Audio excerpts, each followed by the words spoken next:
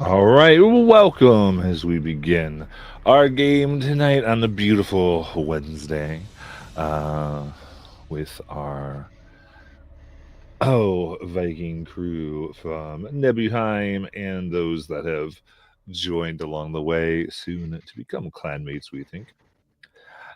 As last week, our brave group began to investigate the loom, unknowingly disturbing it, their presence and the power they represent causing the Luma fate to unravel, setting into course a series of events that they're not sure of quite yet, whether they are now the cause of things portended or not. We shall see as they have made their way back to uh, their home in which they are renting from the old woman whom they had met upon coming in. With that, we come in and begin. So, leaving the Hall of the Great Loom, you've come down to the night here at Corium. It's still, but not a peaceful kind of stillness. It has the feel of the unnatural, always as if something is waiting just beyond what you can see or really hear. Some of your eyes dart, looking into what is pitch black for others, into a gray scale for you. Yet, nothing. The moon stretches silver light to the south. Katha looking brilliant, while Rudis, the red moon, today seems to come from the west, draping a red foreground to what you see. The wind seems to have died away, yet the threads that hang from all the eaves and doorways still sway back and forth, not in unison, but as if being plucked individually at times. But you've returned to the small house that you've been given. Modest but sturdy, tucked near the village's edge. The warmth of the hearth is in full bloom here, as if it's been prepared and tended. But you don't see anyone here. Though it is a welcome contrast to the weight that still lingers in some of you after the loom. Its bright light scaring away the shadows. I think for Garrus, your eyes look and there's no darkness for an other you to hide. Though there is almost a feeling of something being unfinished. But inside this room, it's as you left it, worn wooden beams, a rough spun rug, and the faint smell of herbs that maybe had been dried here before.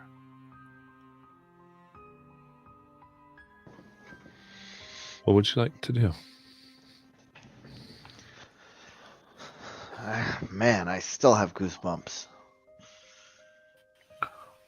The first thing I guess I want to know is how the residents of this town are acting now that the loom is loose. If they have noticed anything, are they acting noticeably different and things like that before I let or maybe assist Nala for looking around and things like that. If you noticed anything on your way back as far as I'm being crazy. Yeah, just like not even crazy. Like because I remember they like all of them were very particular of how they moved and stuff. Still, like, are they still acting like that? To like So on the way back, the streets appeared fairly empty. In fact, as you think back, all you saw were people still very deliberately getting to their homes. The only more odd thing was you saw those who had gotten caught out later with quite a fervor avoided the red light of Rudius. Oh. And also the dark.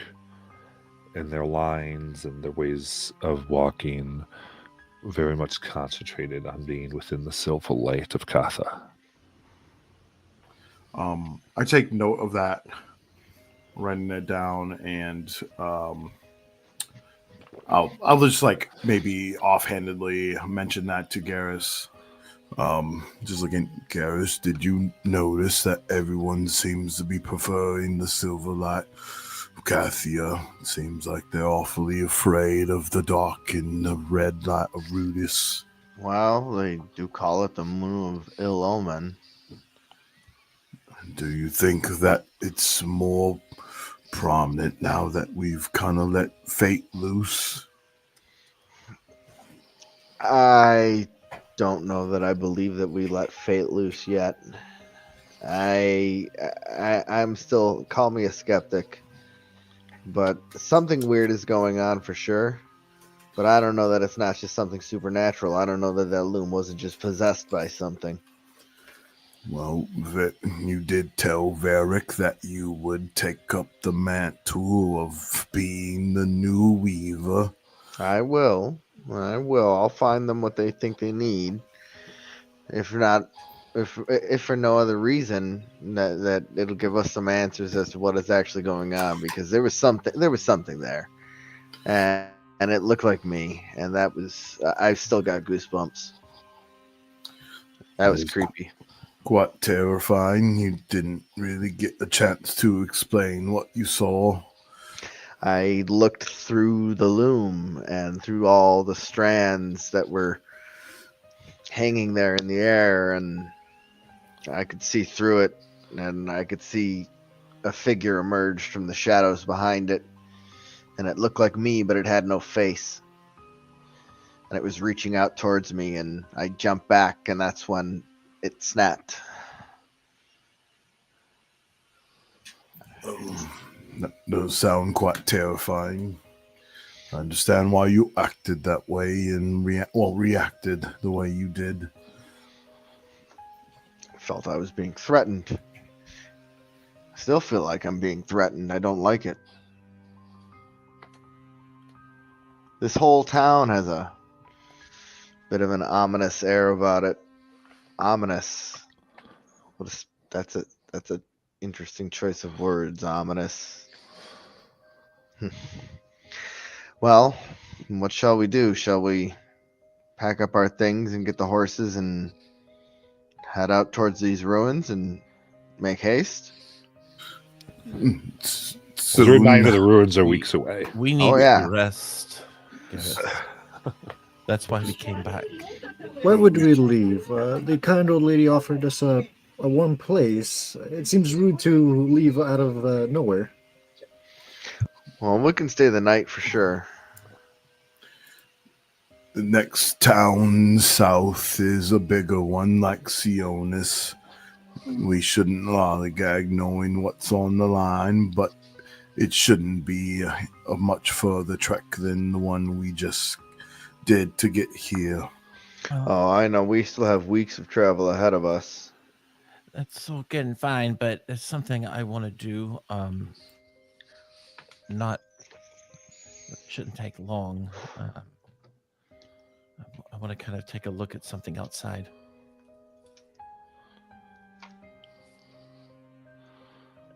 Okay. I think that's what Nala says, so I don't know if anyone's reacting to that. I'll come with you. All That's right. not to separate. But don't hold my hand. So, because we do have child Nala right now, right? Yeah. And for this scene, just because if we could please have, Ryan, could you please describe Layla, and then we can have Laura described as well, just so we can all know what we're looking at again.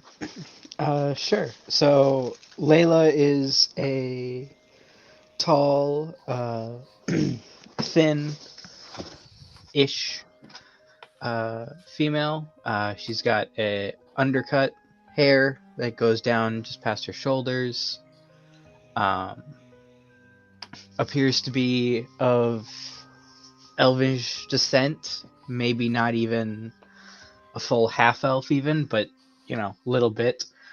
A almost slight gray tinge to her skin tone, and along her face and all over her body you see these what appear to be just all black tattoos at the moment, that if you look closely almost resemble exoskeleton of a insect of some sort, but is wearing no armor, carries no weapons, spare a shield. And she's probably currently just sitting outside staring up at the sky.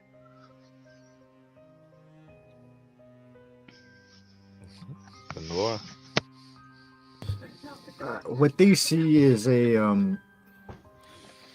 about medium-sized female figure who's currently still wearing her green cloak covering most of her face. So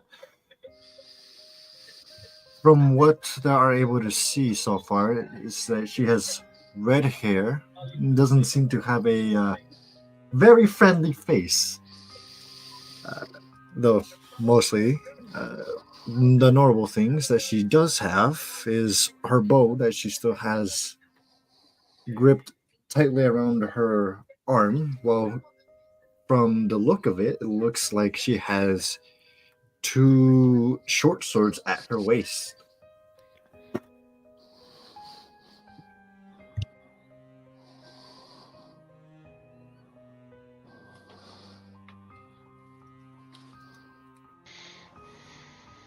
All right. So, sounds like Elora and Nala make your way outside. What are you looking for, Nala? Okay, so when I look up at Ruidus, how, because I might have missed something, but how does it compare to Cathus? Is that what you said, Carus? Katha. Katha. So Rudis is red in the sky. Not as bright. Though it does shine its red light down. And Katha is more bright silvery. How big are they compared to each other? Rudis is smaller. Okay. All right, so that's normal. I want to take a look at the outside around the house, mostly to look at the grass or to look at is there any difference that's visibly seen in things like mushrooms or grass, other than color?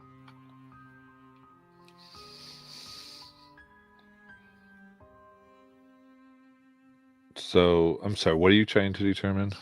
Well, when you described everything, it sounded like Rudis was a little bit brighter than usual, is how I took it. Okay. I mean, it's red light. So you're trying to see if things are being affected by color? Or by the orbit of the moons. Okay. Yeah, looking there doesn't seem to be much effect. I mean, too much as far as like things that are jumping out at you.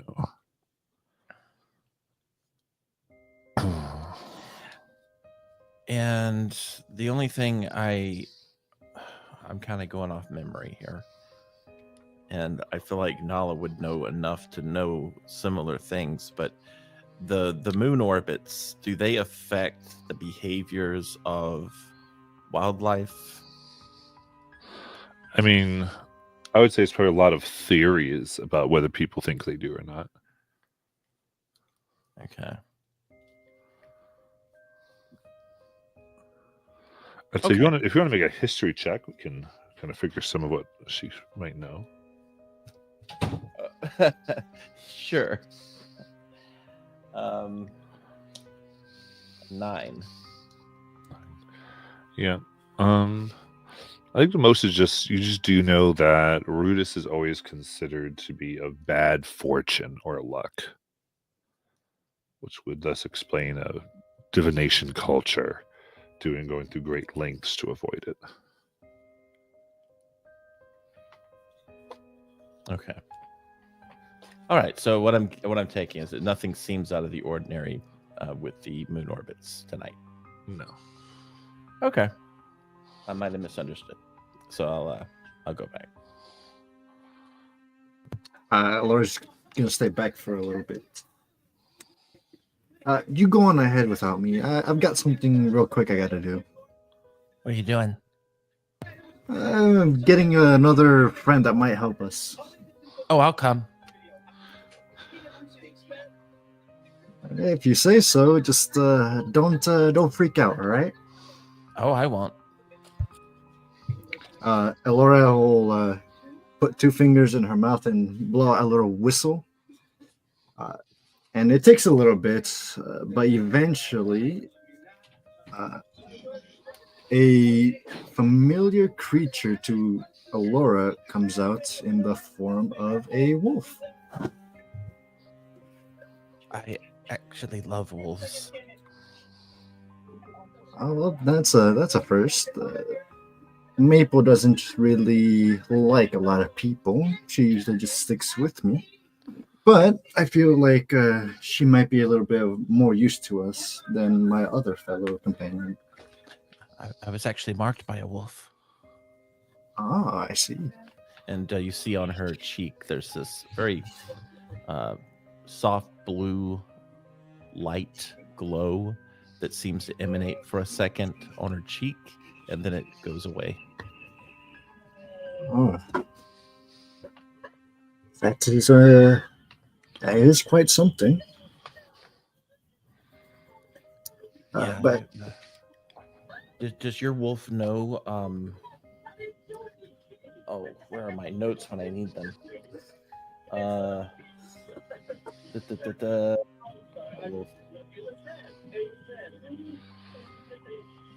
one that marked me. Oh, it's in the Discord. Jagersvager. Groggervogger, yeah. Yeah. Do they know Jagervarger? who's that? I'm sorry. I don't recognize that name. She's kind of like a wolf deity who I've been looking for a very long time. I keep hoping that I get to see her again, but it seems like the closer I get, the further away I am. Recently saw a totem with her on it, but I didn't find her there. I see. Well, I'm sorry to say, but Maple, as far as I know, has not shown me or told me anything about that. She's a cub I found when her pack abandoned her in the woods one day. I chose to help her, and looks like she decided to stick around. Is she gonna stick around us for a while? Yes, I call on her whenever she needs my help, and vice versa. She'll call on me whenever she needs her help.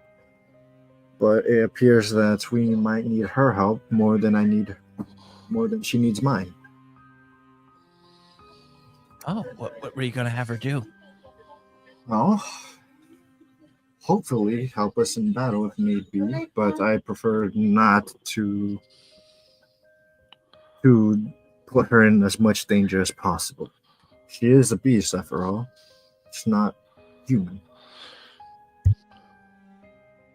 Well, it's just a friend with fur.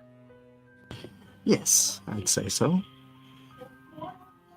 And with that, Alora will pull out her other feline companion that she had under her cloak, and she'll just look at it calmly. I'm sorry, buddy, but it's very dangerous out here. I'll come visit you sometime, but it's better that you scurry off. The small little feline creature almost acknowledged what she says, like practically like she understands, the human language before scurrying off into the night.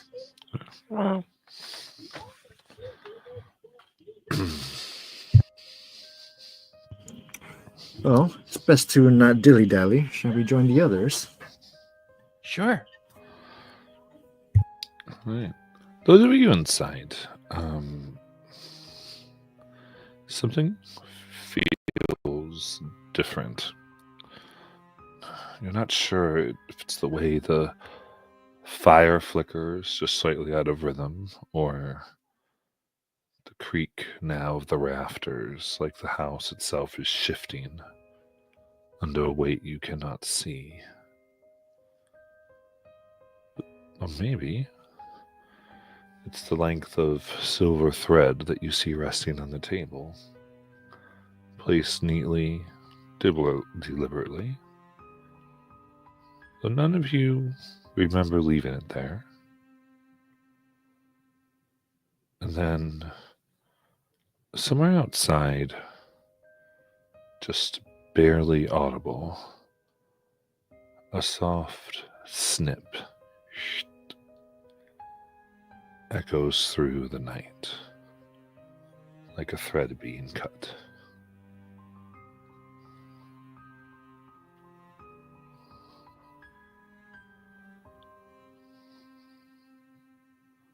Who hears that? Those of you on the inside. Oh, I think most of us are inside now. I would try to find out where the source of this person with the ethereal scissors that's out here shearing shit. And I will, to assist me, I will bring out my mutt, the little corporeal looking hound, to try to find this sound with me.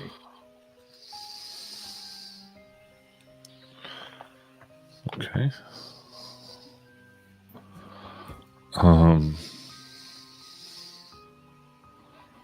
Okay, so you're trying to sniff out a person here. Yeah, or something. Yeah, to see what's where the sources come. Because I'm just imagining it's not like the figments of our imagination. Someone has to be doing something to cause this sound. Sure. Give me a perception for your hound, please. All right. I would also like to do that for my hound. I got a natural 20 for 25. Oh, wow. Never mind. Never mind. So they begin to sniff, and for a moment, it's like they pick up on something in the air, and then as they go about 5 paces, kind of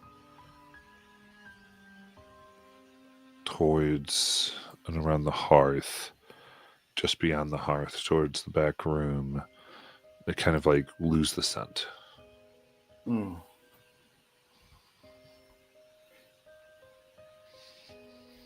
So it's in the we feel like it is in the room with us, not just outside, how we maybe previously thought, or at least it was. right. It's hard to know. It's like they get something, and then as they try to chase it down, the scent grows too faint to move through. Right, to get but the idea that something was here, yeah, for sure. I'll also add, Garrus, your eyes, you didn't quite notice before,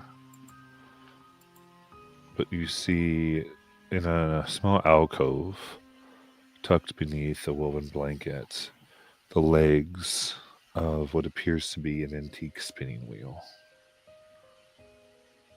Dusty, but recently disturbed.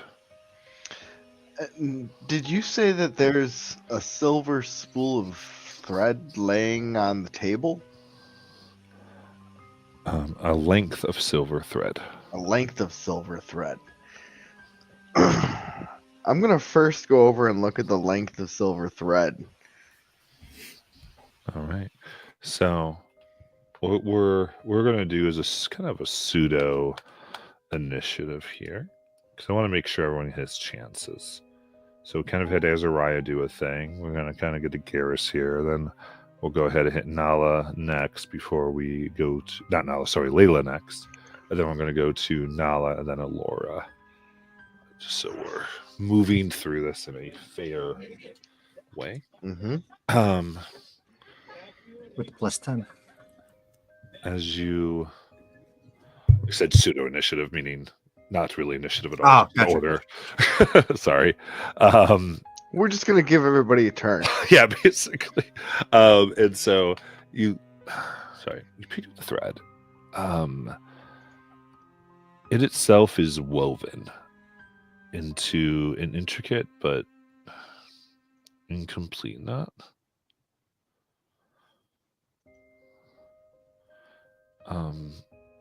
Some type of like half-made sigils. And as you hold it, you are kind of looking at it, and then the table's there. And as opposed to being the night that it is, suddenly it's just before nightfall. The orange light of the sun is in the room. And staring at just the table, you see a hand, aged and trembling, setting the thread down before fading like mist, and you're back to the night. Okay. Guys, this was strange. I just had a vision. I think I What? saw who placed this here. Did the vision occur when you touched that thread in your fingers there? Yes. Yeah, I think it's very clearly a magical thread or something, or it's been enchanted or has some sort of magical essence to it. But beyond that, I don't know. It seemed like it was doing the same kind of time thing that was happening earlier before we got to town. Like I was seeing the past.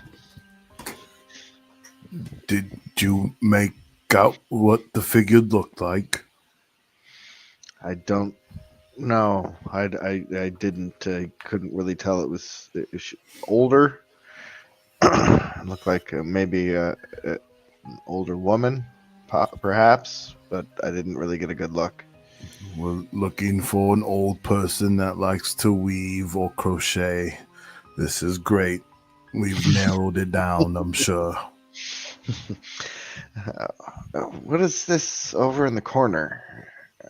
Having interacted with the thread now, the other thing that caught my eye, I'll go over and look at the. Did you say there was a loom in the corner? Yeah, I think you call attention to it, and then what Yeah. Layla like to do.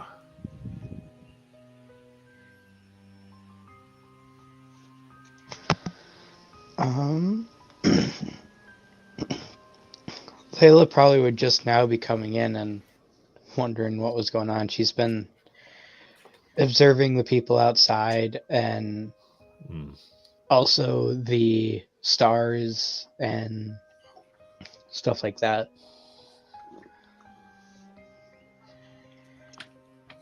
So I guess she's just coming in and Okay, I can say like we Like, can say conversation, and she's getting the sense of what's been happening. yeah.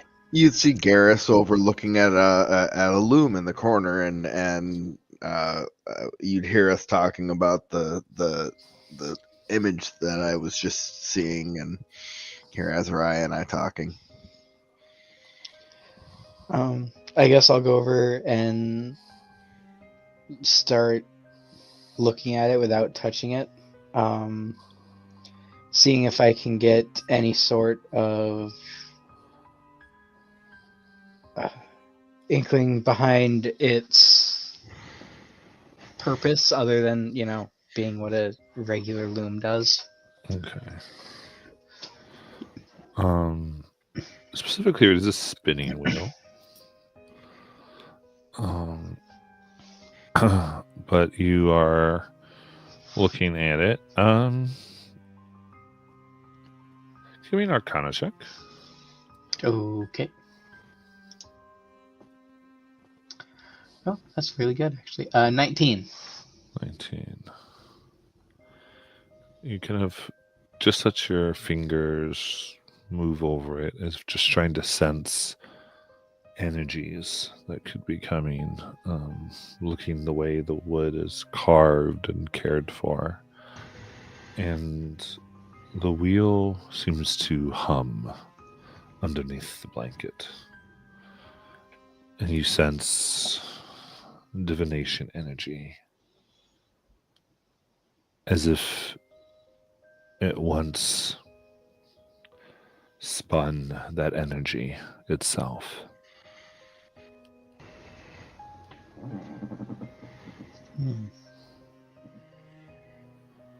What do you think, Layla? Seems similar to seems to have similar energy from the loom in that the session that I was not here for.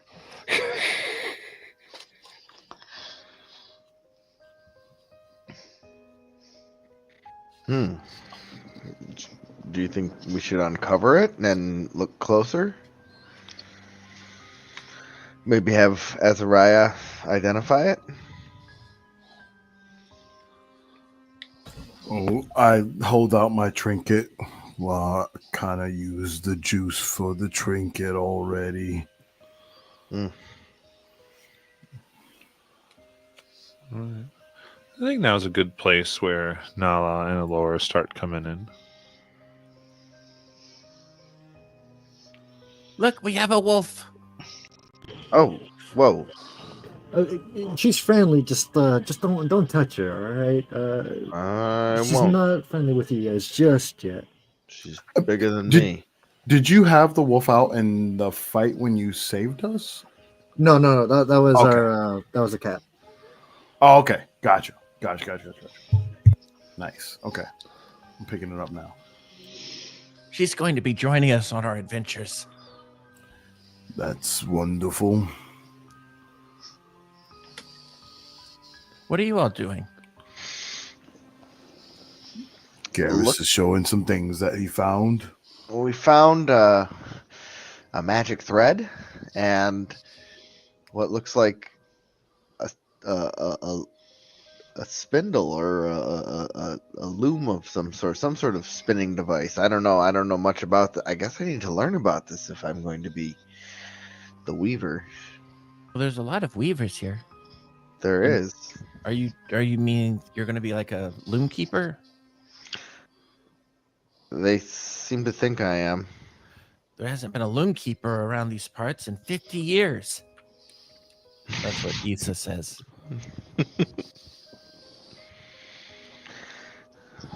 Well, we were looking at these items. They both appear to be magical. It looks like I don't know much about the magic though. And Well, that one looks like the one I have on my wrist. what do you have on your wrist? See this? The silver? It's Yisa gave me this.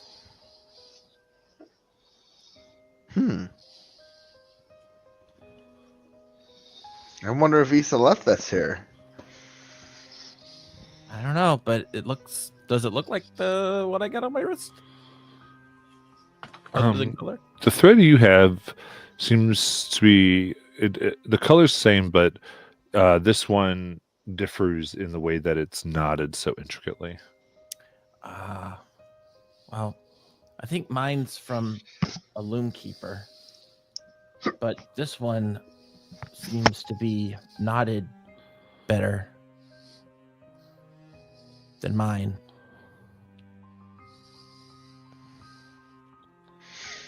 I think Issa said this was a silver thread of the loom keeper. That something we just leave here, or do we add it to the pool or spool? Is it real silver? Looks like it's real silver.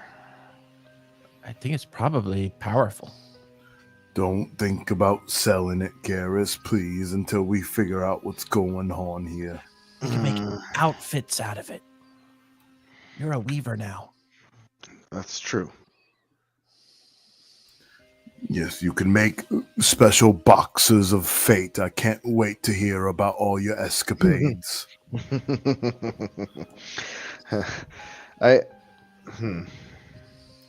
Where is Issa? She left this is her stuff very clearly.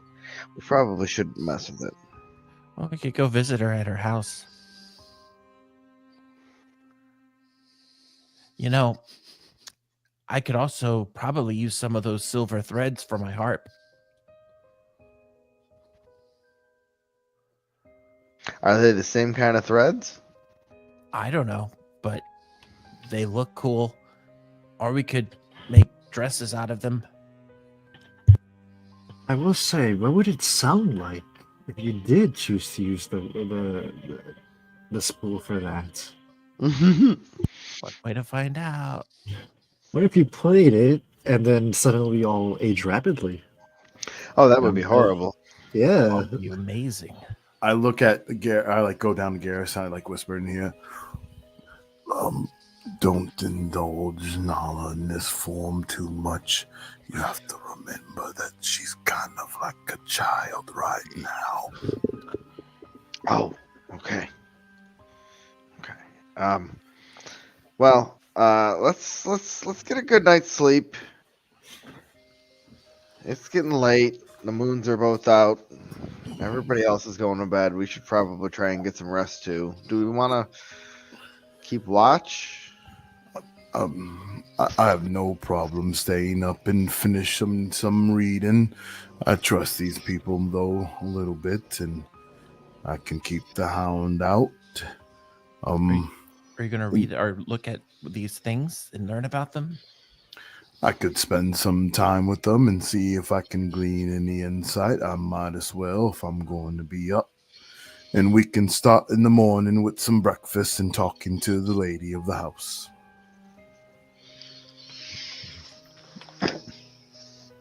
Might I join you? I don't need much sleep either. And Maple would love to have another company. You're more than welcome. And there's Layla, who doesn't sleep at all. So I only sleep for 4 hours myself. I think Garrus is the only one who sleeps. Garrus is the only one that needs the full 8 hours of sleep. I need the full 8 hours, but like a true reader who doesn't like stay up with the little nightlight on. No, I'm a true halfling. I eat 3 breakfasts and I sleep 11 hours if I can. Yeah. Is kind of this that you realize that it has gone dark in the room.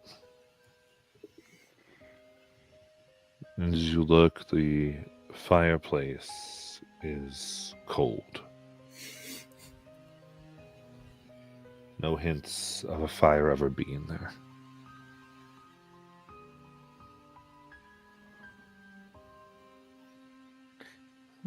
It doesn't even smell like smoke. No. I mean, not recent or anything like that. Not when you came in when it was burning bright.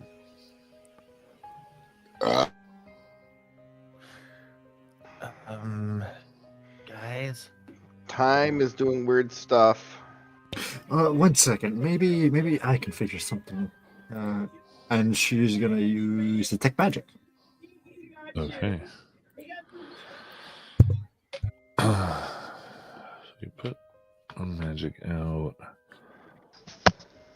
Oh, I'm real quick. I'm gonna grab just some sort of object and cast light on it and hold it out for everybody else. Okay. Thank you. You can see detect magic. Gazing at the fireplace, you can see within the ash. It seems scattered and uneven, with bits of objects, because you're a little far away at this point, that shimmer faintly with divination magic. I'm not too sure what to make of this. I'm getting a little bit of magic out of it, but I don't understand if it is just fully magic. From what I can feel from the faintness, it's deviation magic. More divination magic. I feel like this place is just full of it.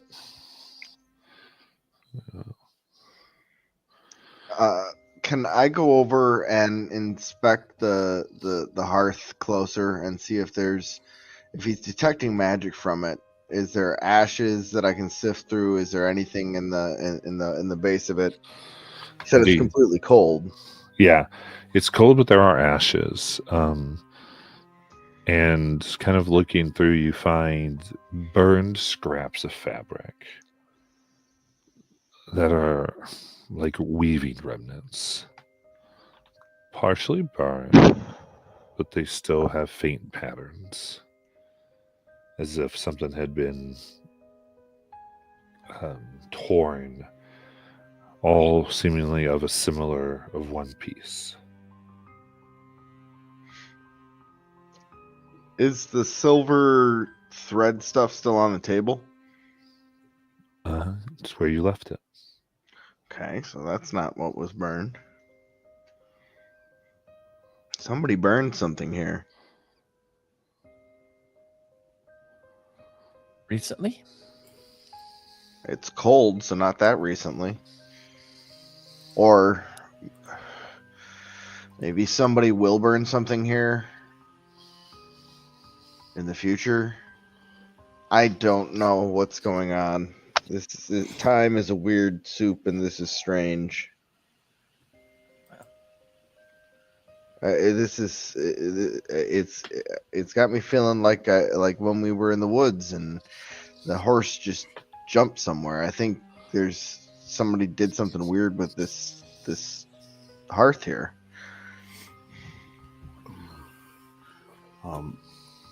Trying to maybe put it in a more normal state, considering it was burned recently in our timeline of understanding. I'm going to try to prestidigitation it to warm up and see if it does anything or if anything glitches before us.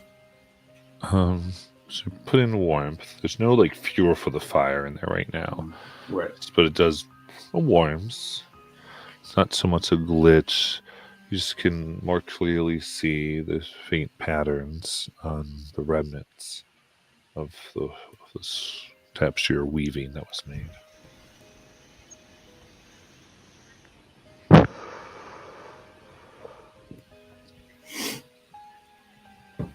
I'll point them out, and I'm not super versed in divination, but as anyone that has access to quite some powerful of a spell, try to commune with their being around these parts.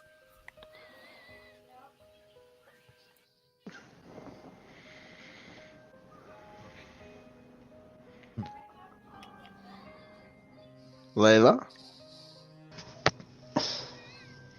As I've tried to, as I've explained before, I don't really have a being that I pray to. But you I- have divination magic that you've used. Yes. I guess I can try. I guess. Can I, using my clericy powers, try to figure out anything else from that scrap of cloth? Like, do I get anything more of a sense, or am I gonna need to burn a spell slot doing something? I don't know Sure. yet. I think give me insight. Insight? I can do that. 22. 22. You stare at this. You can see much of this are burned scraps, and some seem to, in their way that they resonate with each other, almost in a spiritual sense, pull, wanting to be somewhat whole again. And you can kind of reach out and line them up a little bit, giving you a sense of what was here. There's an outline of a loom and a weaver. And something else. A figure with no face. Its threads unraveling.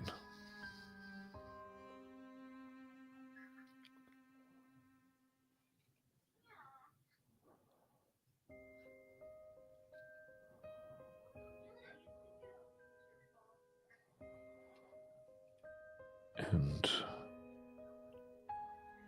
the more you stare now at it, the more you hear a whisper. Do not weave the lost. Do not call what was cut. Some fates are meant to fray.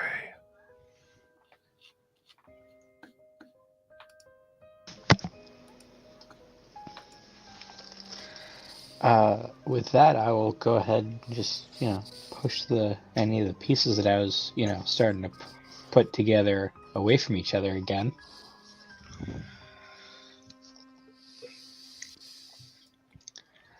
I always trust mysterious voices in my head. It's not the first time, and unless it's one particular voice, they're typically on my side. So yeah, just gonna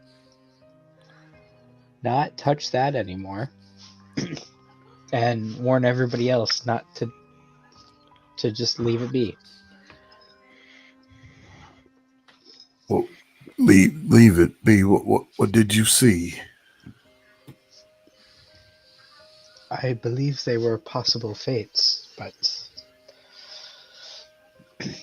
I think it is, as I said, best to just leave it be. Well, I guess if you say so. Did this force or whatever you reach out to or make you feel comfortable or maybe uncomfortable with the fact that that disturbing those could lead to some unexpected consequences? More that some fates are just better left. I do not. Mysterious voices in your head, you can't really ask them questions. You kind of just either have to listen or not. What did this voice say? that some fates are better left cut. Well, that sounds like someone that has their own agenda, but if you believe that is the right choice, then I would agree with you, at least until we have any different information to go off of.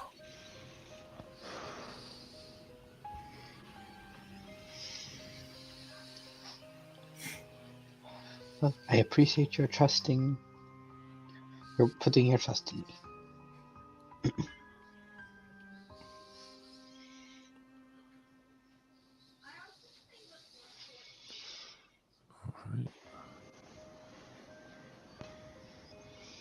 Anything anyone wants to do? I know that Garrus gave me some things that he thought were magical, and I decided to stay up, 2 hours or so before going to sleep. Do I glean any insight spending time meditating with these objects, or are able to understand them more? So, what objects were these? Remind me. I think he gave me the thread and a spool he found, or something The he found. thread and the not the weaver. What is it called? The thing that we found under the cloth in the corner. Oh, the spinning wheel. Spinning wheel. Yes. Okay, and that single thread. Okay, gotcha.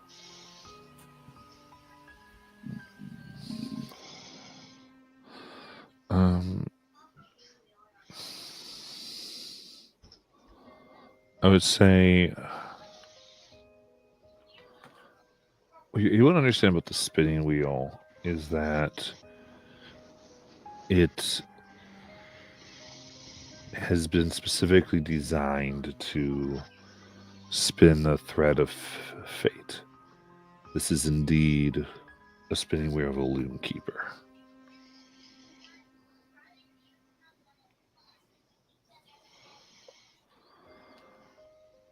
The thread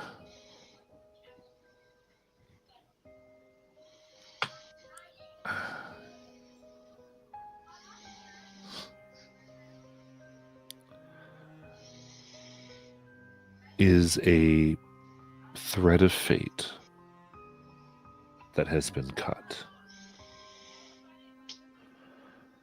specifically through the spell of Identify. You can see, even in the sigils, that is a thread of the fate of the five of you that has been cut and excised from a greater pattern.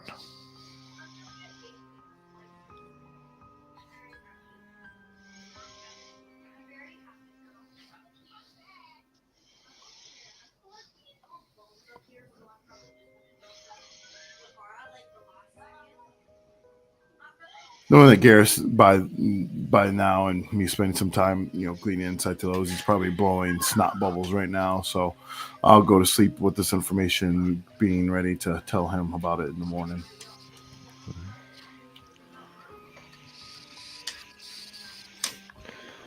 So, anything else specific before it seems like you're ending the investigation and going to sleep from anybody?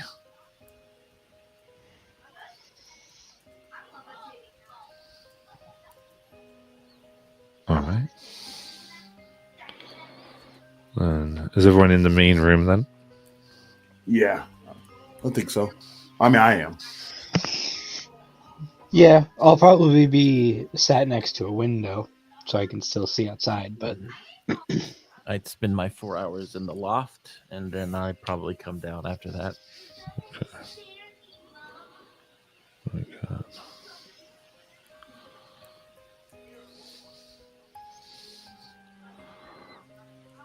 All right.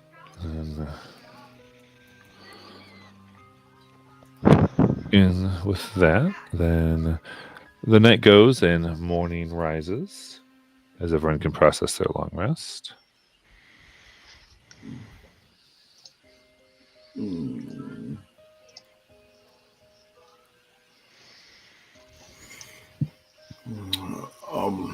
Knowing that, even though I went to bed later, Garrus in his much precious sleep is probably just waking up as I am finishing up a rune.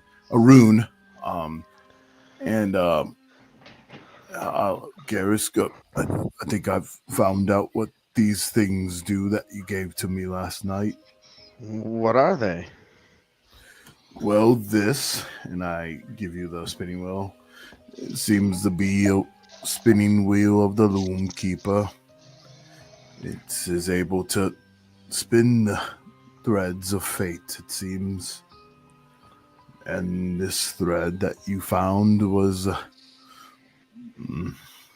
it seemed to be a thread of fate related to us, the 5 of us, removed from a greater pattern. Wait a second. Do you think I should try to spin this? I don't know what it would exactly do, but I trust you. I have no idea what I'm doing here. They say I'm a Loom Keeper now because I touched the thing. Man, wow. I don't know what to do, guys. I think we should be careful, whatever this is. I think the more I screw with stuff, the more things get messed up, and I kind of don't want to touch anything. Did everybody sleep well? Looking around at each other, you can all see, whether it's on a hood or neatly on a dress, you can see the hems of your clothing have been cut very neatly. Therefore, some of the fabric has begun to fray.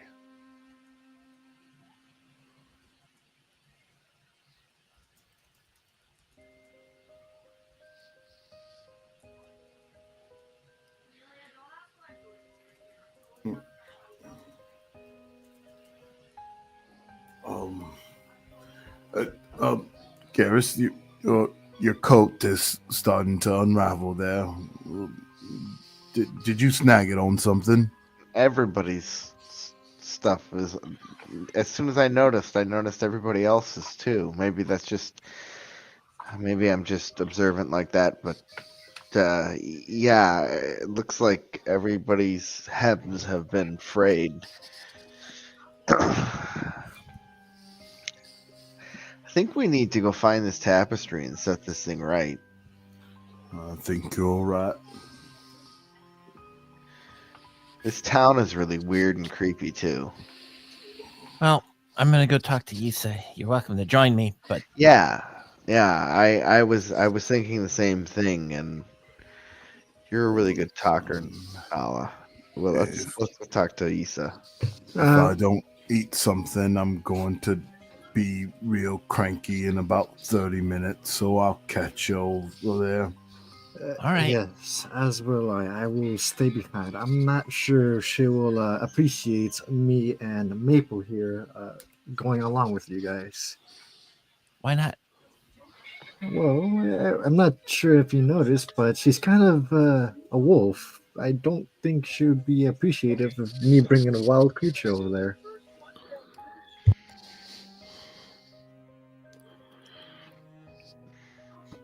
I think that I've seen some more untamed wild creatures within my parties of past. I don't think you have too much to worry about, unless, I don't know, Maple's keen on attacking children out of nowhere. Well, as far as I know, she will not attack me, and as far as I know, not attack anyone that I don't command to attack.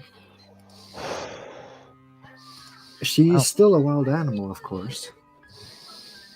It's your call. I don't think she's gonna hate a wolf, but maybe that's just my keen observation of her character. We could just say it's a dog.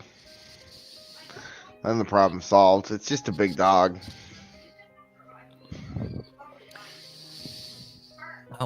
Whoever wants to come along. Yep. I'm gonna go talk to this Yisa thread tongue. Yeah, let's go talk to Issa.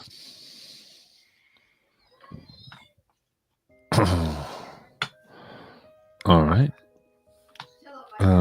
Making your way over to Issa's much smaller place that seems a little more recently built. You can see that the rocking chair on the porch is currently empty. What she seemed to be weaving is there, but her needles are embedded into the chair. And it has been undone considerably. So that's the shawl with the eye and the triangles. Hmm. I'm gonna walk up to that and pick it up and kind of sniff it. Okay. What does it smell like? Thread. Okay. Old lady. This Smells is like what old she- lady. Well, I mean, she was working on this. Maybe she's in the house.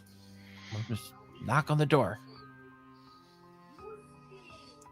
All right. Knock.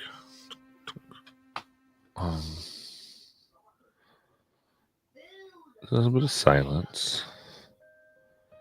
And then some movement. Slow. Before the door is cracked, two old eyes of Issa peer out, see all of you, and then opens up a bit wider to reveal her still in her bed clothing. And she goes, "Well, look at you all up bright and early." Sorry. You left your shawl outside. Oh. Yes, this is where I keep it. Oh, Oh, looks like things have changed. yeah. I wanted to ask you some questions about that. You seem to know a lot about the loom keepers, and the last time we spoke together, you said that the last one was around about 50 years ago. These loom keepers, has anyone ever seen one? I mean, those of us who are around. So you've seen one before? Oh, yeah. Did they have a face? Yeah. Are you saying you've been seeing someone without one? Well, not me specifically, but I've heard about someone who might have seen one that didn't have a face. All right. Is that good or bad? Well, I think those who it was their business would say that's the future wanting to happen, Oh. or a future specifically. A certain one that has either been avoided or the threads done to cut it out. It's not ready to go into the night. Would the future ever want to stop the present from happening? More control it. To make the future better? Well, from its point of view. If I saw myself without a face, would I be able to trust myself? Oh, looks will dire at you a bit. She's really studying you.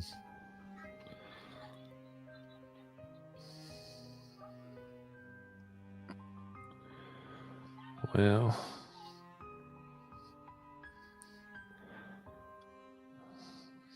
trust?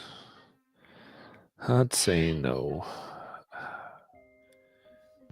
If there's a version of you reaching out that's not looking like it's going to come to pass, it wants you to be not you. Its whole goal is to change you into it. Or,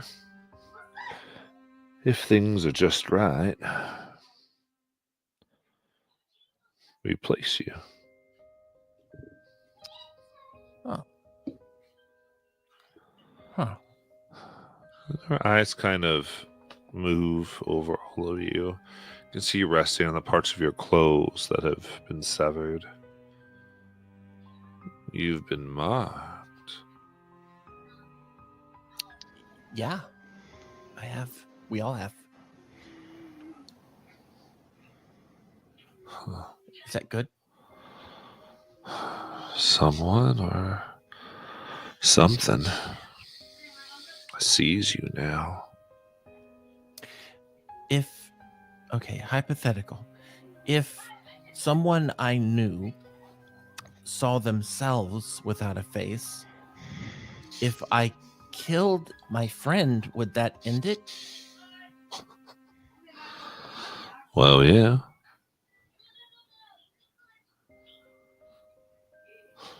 Good to know. Why do you think so many loom keepers are gone? Oh. It was a problem.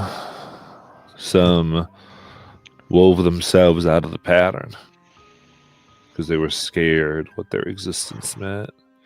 Others saw something of another and, well, snipped them themselves. So it's in the future's best interest that no harm comes to that person.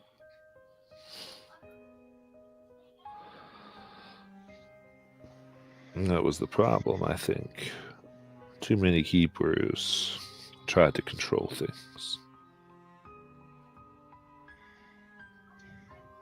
Did any of them ever not try to control things? Oh no. Haven't met every single one that's existed there, young girl.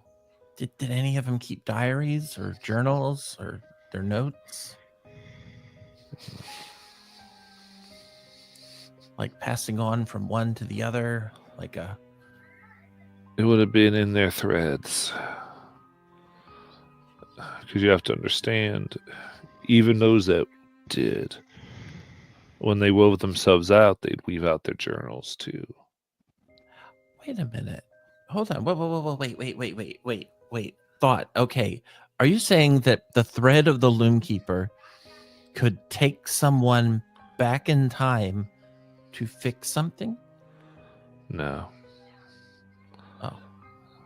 No, not like that. More...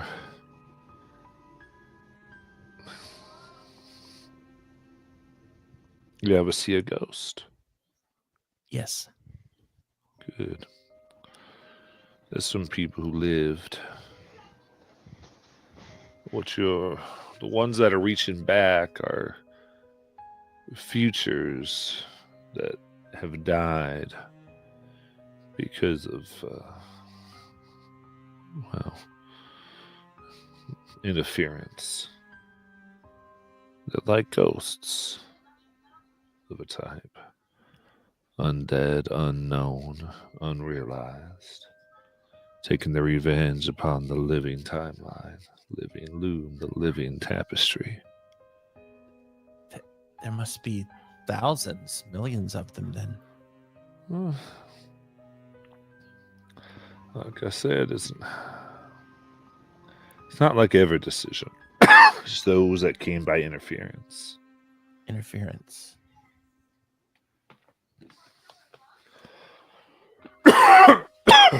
You mean magical interference or specifically through the thread? Well, the ones we knew of here would be by those who utilized or touched the loom or touched the thread. stopped a future or a fate from coming true.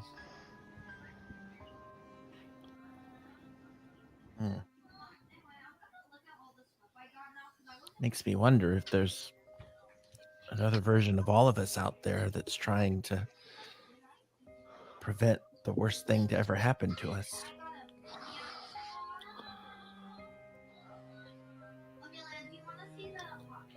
Let's just say someone or something is upset at what y'all done. Yeah. So we would have to stop it. Yeah. They did that as a warning. That was a warning? Yeah. Old tradition. As these threads were cut, so too can your fates be undone. As the old saying goes. I think someone cut one last night, which is why our clothing is all falling apart.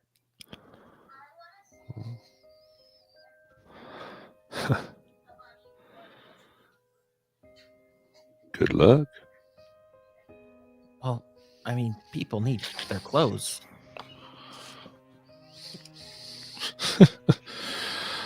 All right. I can mend it. Oh, thank you. And kind of sort of looking at you, she will spend some times and rehem your clothing. Can I watch her as she's working and study her work and try and how are you doing that? Do you have like little needles and like And kind of interesting, she'll start to teach you how to use Weaver's tools.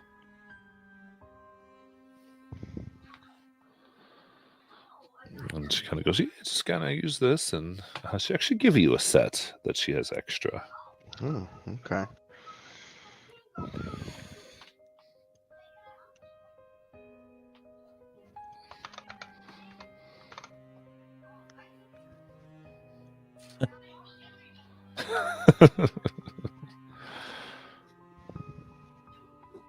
She and I guess she'll talk to you, Garrus, as you kind of do that, and she just goes, "Be careful now. Once fate begins to unravel, you'll notice."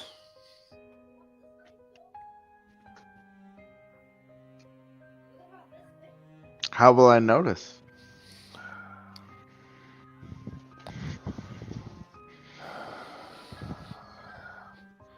She looks out as if remembering, and she begins to tear up. A moment of great triumph would turn to defeat. As your good is being cut. But I don't think this was too deep. Like I said, I think it was a warning.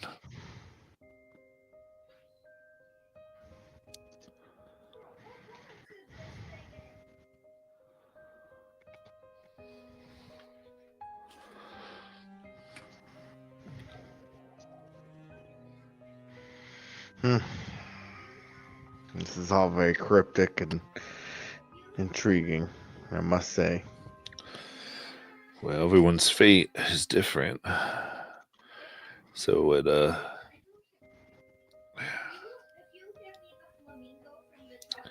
it's hard to tell you exactly what it's going to be for you. That's all. Not trying to hide things from you, Garrus. Oh, I know. You can't predict the future, right? Not anymore. Do you know anything about the tools that were left, the spinning tools that were left in the house we stayed in? Well, we've been there. It's said that was a loom keeper's place long ago. As such, all the generations that lived there felt it best not to take anything out. So it's just been left there. So it's probably very old. Okay. Yeah. Old enough.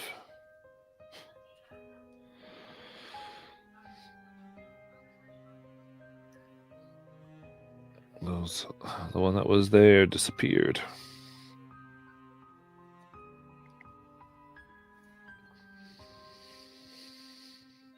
Disappeared. Yeah.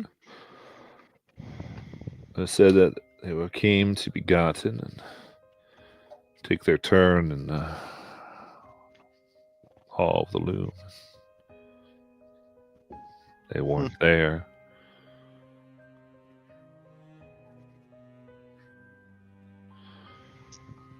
So it was left.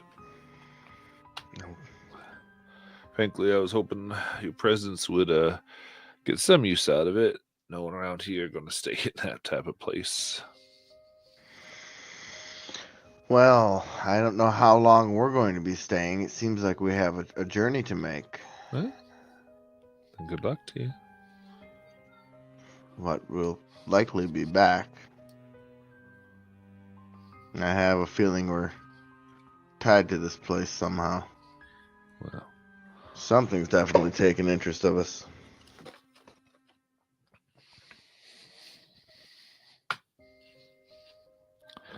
all right. Anybody have anything else? Any more of the conversation?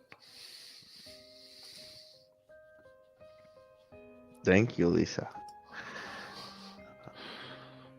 She goes, well, you're welcome. Glad I could be of service and hope things smile on y'all.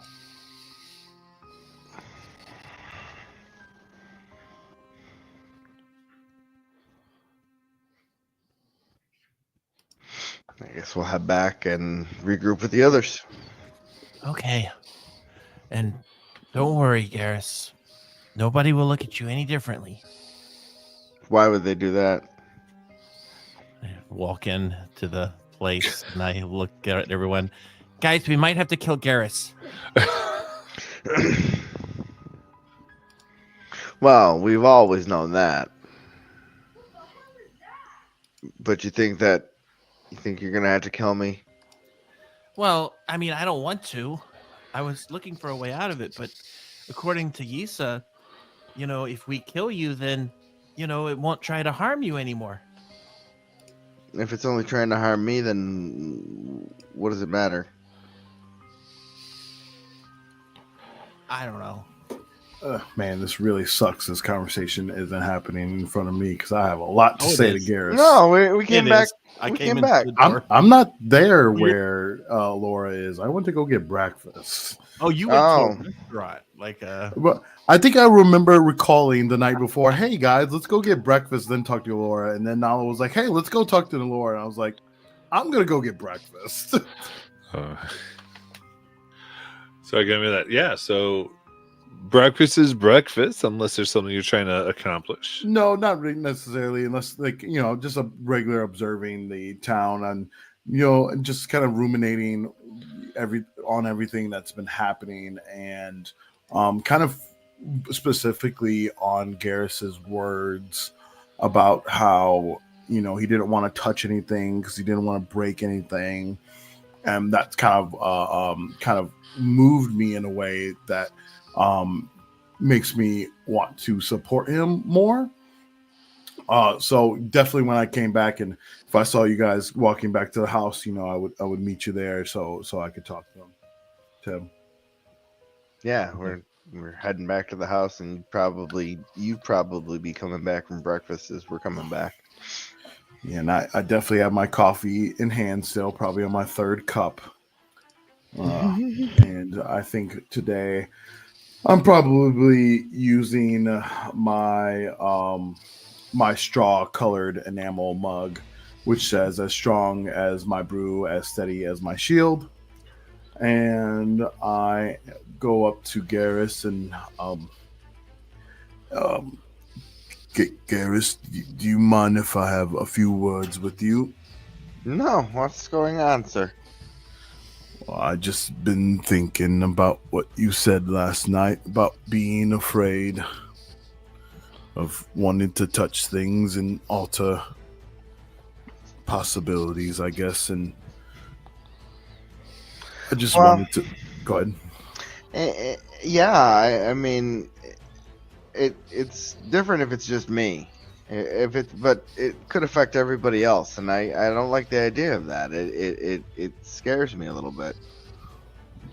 Well, Garrus, I just want to remind you that I know that you're afraid and you touched the loon, but so did I.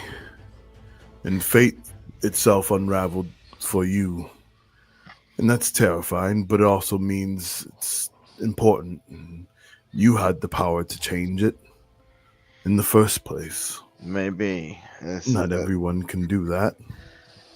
Well, Issa was teaching me about weaving a little bit. I watched her. She hemmed our clothes. Maybe here. Why don't we go inside and maybe I can try and hem your. It looks like your robes got the hems got taken off, like all of our clothes. Let me see if I can hem your robe for you. Sure. I'll go in and let him do that. And as he's doing a pretty good job for just learning, I see people who break things aren't reckless. They're the ones that see something wrong, And touch I don't like what no breaking one else things. dares to. I like breaking into things, not breaking things. And I didn't mean to break the loom. It just I was startled, and I didn't mean to break it. Right? You didn't, and that's okay. You took that leap of faith and dared to do something that most people wouldn't. And sure, it snapped, but the people that do those things are the ones that aren't afraid to reach out and are best at putting things back together, just as you are now. Yeah. Well, Nala and I found out a little bit of information. It seems like this place has been used for years by the loom weavers, and they left their things here, and that's why this spindle's in the corner over here. And the other stuff is here too, but I don't know. I think we have to find this tapestry. I think we have to journey to this ruins, but it feels like the town wants us to stay. I think we can stay. Not right now, anyway. I mean, the only way to get to the Fate is to go to the cavern or the ruin. Yeah. I agree. How many days are we away from the ruins right now? Probably a few weeks. Yeah, weeks. Weeks, Well, months. Like it's a good distance. On the upside, we know that we know that it's not going to be 6 days. Yeah. Laura, is there anything you want to do in this town before we start making plans to head out? I'm not too sure, but from what I'm seeing, I believe that we've got all that we need to head out. Did you want to shop for any armor or anything, or did you want to? Maybe we can do that in the next big town. Yeah, you won't find it here. It'll probably be the Yeah. next time we hit, Here. which is a We bigger probably got a town. bunch of cloth items that I could use, though. I just wear clothing. I don't wear armor. I'm sure they have beautiful cloth here at the town of Weavers. I mean, I'll just check on the way out, just to like. I'm just gonna ask above table. Is there like a place where they sell cloth, light armor type things for a barbarian? So you look specifically exactly what Nala is looking for, Really? as if they knew you were coming. Oh, nice. Okay, yeah. To I the definitely, bar. I definitely want to stop by that place then before we leave. It's out and fitted for you. Is it the eyes and triangle, or is it something else? Isn't that the eyes in trend? I Okay. mean, unless I No, Yes, no. it's- I it- just it- didn't know if that was specifically put there for a reason since it was brought up again. But I am happy to go to the store. it is very much someone who seems to have divined that someone was looking for this. Oh, And it is a gold. It's a little pricey, but it is exactly what you were looking for. just 1 gold? Mm-hmm. Nice. Okay. I will give them a gold. Well, because it's not really armor, right? Because it's just like a Yeah. nice, well done thing. So So I just kind of grab that and put that on. Check myself out in the mirror in my tiny form. It's a little oversized. That's good, Nala. So if you're open to it, I would say it is made so that you can tie it off and it fits very nicely to your child size. Okay. But then when you're big, it's the ties you made would naturally come loose when Ah. tied in the right way. Because this is about somebody who precisely knew what you needed. Oh. This is called spandex, I see. No. Okay. Or like I it falls, and then when I you know, I shrink, know. you'll be able to like tie it in. Yeah. So yeah, I take it and I tie it up. And yeah. I feel ready to face the day.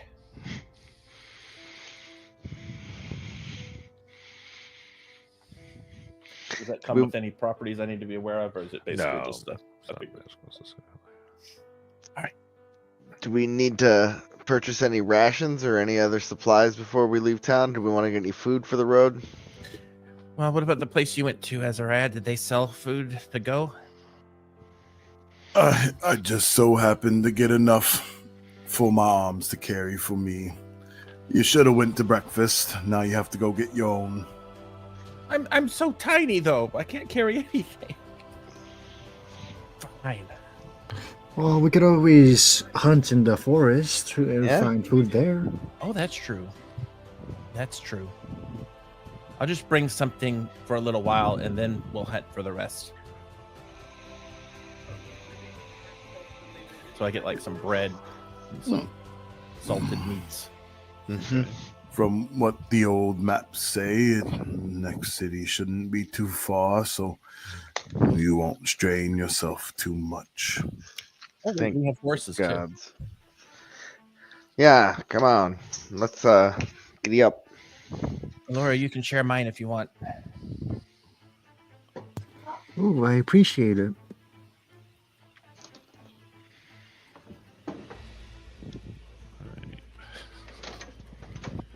Sorry, I'm I'm trying to refigure something out because our cleric just left Oh no. Balance and encounter. can't come, and I'm like, yeah, a little, and I'm Oh, yeah. like, sorry, I'm just being really honest, like, oh, Yeah, fair enough, fair enough. okay. We can stretch this out a little bit, guys. Don't worry. Do a little. Actually, I do want to ask Alora some questions since we're kind of getting on the road anyway, and I kind of want to kind of almost rehash a little bit about what we were asking last week, but just kind of almost start from the beginning a little bit and just ask Alora. So, how long have you been out here in this part of the Esselheim? Well, not for a while. It's been a couple of years since I've been here. I'd like to travel place by place for a bit. Never really want to stick to one certain place. I will say, I spend most of my time. Hang on, I gotta see the location where I'm actually from. Oh, yeah, go ahead. Uh, I have to do the same thing again. Well, I spend most of my time at. Hang on, I don't understand how to pronounce that. Hateria? Which one? Hateria. It's Katria. I don't know if I've ever Katria. been there. Katria. It's south. It's where the first forest is, where we heard some of the that actually kind of where we were thinking about stopping as well. Where some of the people that could make my staff actually. Okay, I know where that is now. Have you ever been to Albulgar? I don't believe I have. Like I said, I like to travel a lot, but I try not to stay away from my home. unless I really need to. What brings you out here? Well, I believe I told you this when we were fighting those monsters right after. I was out hunting, protecting my home, when I defeated this creature that seemed to come back to life. At first, I thought, maybe they just got resurrected and came back to cause more havoc. But that was when I was first exposed to that time loop. Oh, I figured if this was going to keep happening over and over again, it'd be a fruitless endeavor to keep attacking it just so it could come back later. So I decided it would be best to just hunt down from the source. have you ever been a part of a clan before? Yes, but I don't really know the name of it. It's a clan at my home. Are you still a member there? As far as I'm aware. Oh, well, I was just gonna say, I mean, if you're looking for a home, Nebulheim is a really good place to set up roots. Yes, I've heard a lot of good places, good things about it. But I like my home because it's right next to the forest. You see. Of course. Yeah, if I still had my old home, I'd probably prefer there too. Do you have any siblings? No, as far as I'm aware. Oh, it has been a few years. I don't quite remember. You don't remember? No, I've lived a good couple of years, so I'm not entirely sure. Me too, actually. I've lived quite a few hundred or so years. Oh, is that so? I wasn't aware anyone lived that long as I have. Oh yeah. I've been around ever since the old days of Tovaran and back in the old trading days. Long time ago. Garrus here is from Tovaran too. But Oh, is that much, so? much later than me. Aha. Is that right, Garrus? Mm-hmm. Are you having fun, Nala? I am. Good. Azariah reads books. And he knows locations. He knows his maps very well too. I used to work at a library that he would go to all the time. Now he has his own. Well, I'm sorry, I've got to ask. What kind of books did you read? Did you go to the child section or the adult section? Me? Or Azariah? You, I think. Oh, Yeah. I actually write books. Have you ever heard of Bags? I'm not too sure. I don't really read too much. Well, he's a print press. I mean, he's an old gnomish man he published my first book, Stonehearted Souls, and I'm currently working on my second book. I'm gonna have to bring it back to Sionis when I'm done, so we can print those. Oh, I see. If you want a copy of my book, I have it right here. It's a real page turner. Maybe some other time. Like I said, I don't really read too much. I usually spend my time hunting. Well, I would read it to you, but that would be very inappropriate in my current state. So when I'm bigger again, I'll read it to you. It still might be inappropriate. Yeah, there's an age limit on it, and I currently can't read my own book. Is that so? Mm-hmm. Well, I'm not entirely sure what the limit is. I am 195, so Oh no, you can read it. But if you ever change your mind, just let me know. I'll let you borrow one. Sure thing.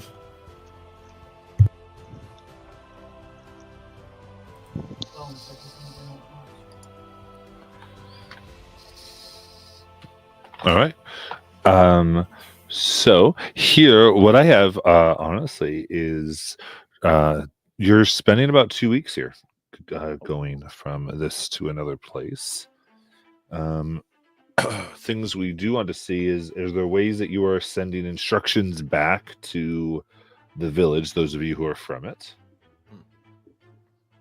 Is that for the things we run? Yeah, Bastion actions. Mhm. Yeah, anything you want me to let your I guys know there was know, talk just- about getting the carapace going. Yeah, I already sent the sending stone. for Yeah, so that I- was so some of those actions are making that, right? right. Yep. Okay. Yep. I I- don't. The smithy is working on it because Oh. it'll be made at the smithy probably. Okay. I would actually have the library look into loon keepers and maybe any body that has recently claimed to be an old one, or where they reside, where like lost loon keepers might be, so they can look into that and start researching that in the library. Okay. So in that case, I'll use the trophy room. We'll do some. Maybe they can do some like preliminary work on the geographical area that we're heading toward, like the ruins, like known creatures, that sort of thing. Gotcha. Okay, they can start that. I think because it's for the ruins. We're gonna give a moment before you get there, just for Of course. more for just so it makes sense when you get the information. So it's a little more actionable. But I like that. Okay, sounds good. And then, so also they have some bastions back in their village, so things that can produce some products and stuff, which will get you going on that in story time. The only other thing I want to send back is I want to send a description of Elora to have her added to the play that's being worked on. Okay, nice. She's included in the So- play. Love it. Okay, so I'm gonna say this above table because I guess I haven't really had an opportune time to know her. She's an elf, Mm-hmm. but I don't think the party knows that because her hood's still keeping her hidden. Okay. So by now we know then, correct? Yes, as soon as like she said that she was like 195, that kind of made it clear and Gotcha. cut. Okay. Yeah, because it wasn't the slender face and a glistening forehead that gave it away. Nah. I mean, I don't think I described that. I think High I just cheekbones. yeah, like- No, she was keeping her face pretty covered. No, I'm just Yeah. talking shit. that would be hilarious though. All right. So I do have a question. Are there any resources that we have to get this armor to y'all quicker that would have been being worked on? We don't got no Willy Wonka teleport thingy bob. Okay. Really, No. so Do we even have a forge or anything like that? Right now? We have a smithy. Smithy, yeah, you got Yeah, some we do stuff. have this. Yeah. yeah, there's an arcane, study, the library. So we have they can make these things. But let me see if there's anything in the arcane study I could make that would make travel or transport easier. Yeah. I don't I was think wondering is, if there but was I'll if check. we had something. If not, we might be able to get something later. I just realizing how long we might be on this, like by the time we get to this item, and I'm like, Right. Well, we could have them start constructing a teleportation circle, and eventually that's what we're gonna need is a teleportation circle at our camp. Mhm. Yep. yeah, that'd be all up to you. You're doing this. I was just trying to Oh yeah. think ahead.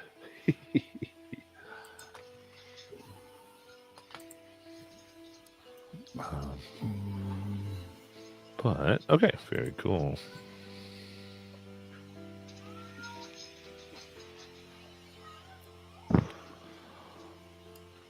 So it sounds like we've got all of that. So it's just because they have actual orders from all of you, especially apparently because what is it? Well, I know we'd have sending through at least one person. So We made The sending first thing stones. I built was from my arcane study was sending stones. So okay, cool. So that's how you get in touch. I was trying to get that. Okay. And knowing Azariah, we have an elaborate communication code so that he can send orders back. Yep. Cool. I know Layla, I think, has access to it, so over the course of time, it would be unthinkable hard to spend a little bit of it.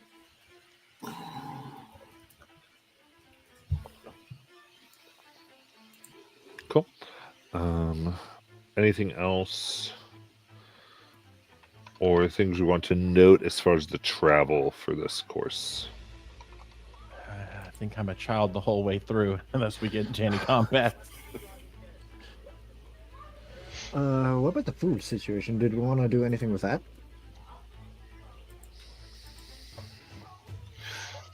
I'm eating jerky and my bread that I got from my place.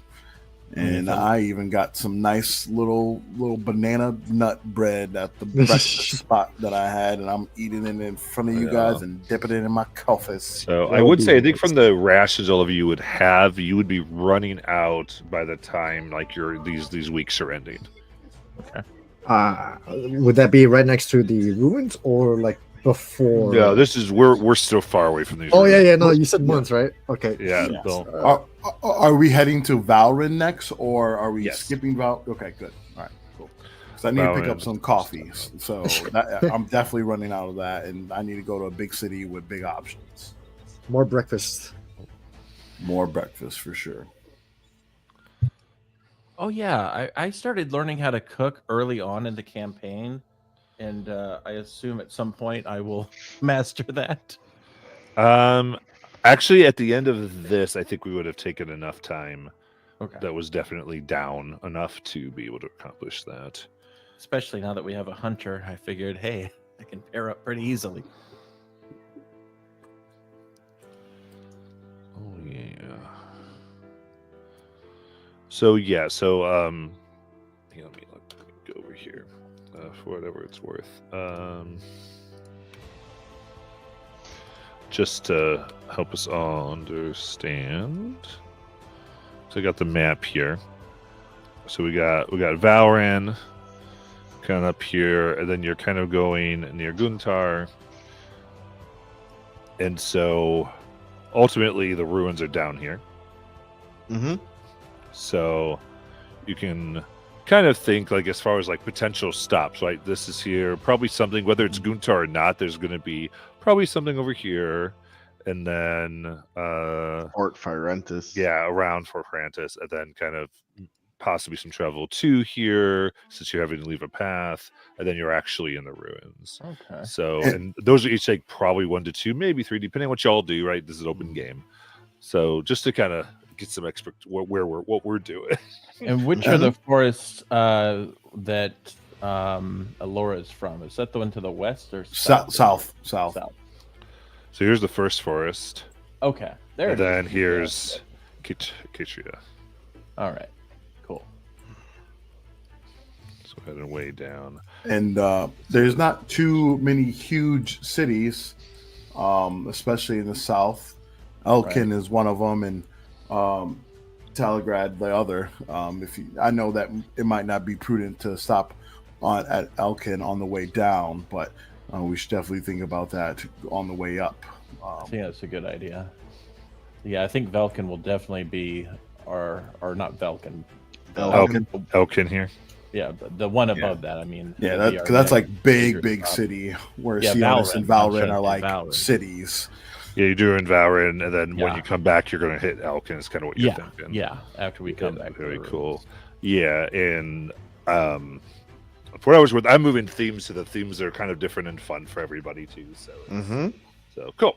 Just had to go above table, but I thought it All was right. helpful, just so that Yep. our brains are together. All right. Very cool. So, In that case, you've traveled for these weeks, and you felt it's been fairly good. This land, especially this thing, you've all lived here.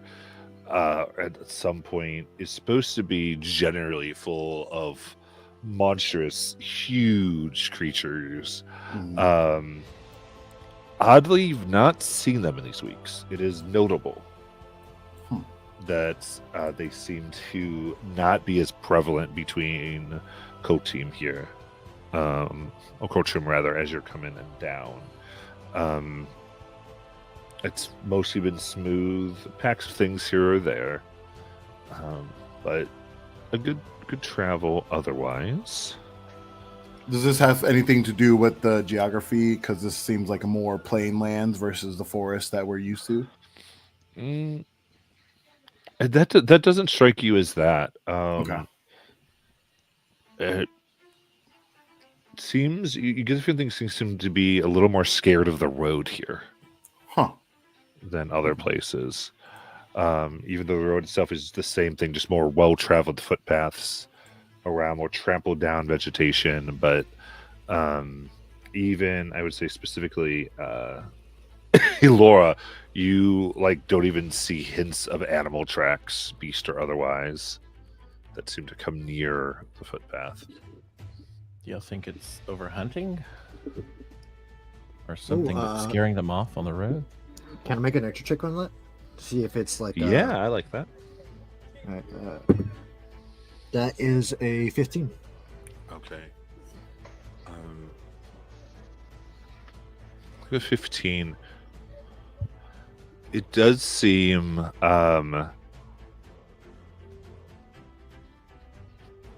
so much of what is in here are from your knowledge as a ranger is what typically is classified as monstrosities, things that live out of balance with nature and seek to consume and destroy all. And from what you can tell here, it seems that that balance has been somewhat reversed, that indeed in this area people go through great ends to, from what you can tell, have hunted so badly that these things are facing extinction in the area, and that that there's been mighty people who've come in here and done things. Specifically, I think then, Elora, as you're looking, you find occasionally a decaying severed arm, mounds where it looks like a person-sized thing may have been buried with a either bone or wood marker upon the grave. You even see it kind of off the track as though people have died in battle, facing things and buried in the course of that. Interesting. Well, and the names inscribed on each one all end with a Valrin. hmm. You said of Valrin? Yeah. So one would be Granval of Valrin, Okay. Genkul of Valrin.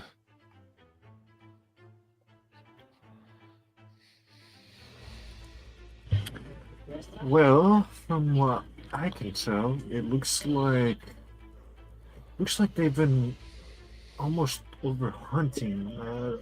But from what the graves there I see, it looks like maybe a war between man and beast has been brought to this land.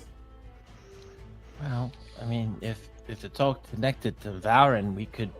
I mean, who knows? Maybe somebody's posted up a bunch of bounties and is paying money for heads or furs or, awful things like that.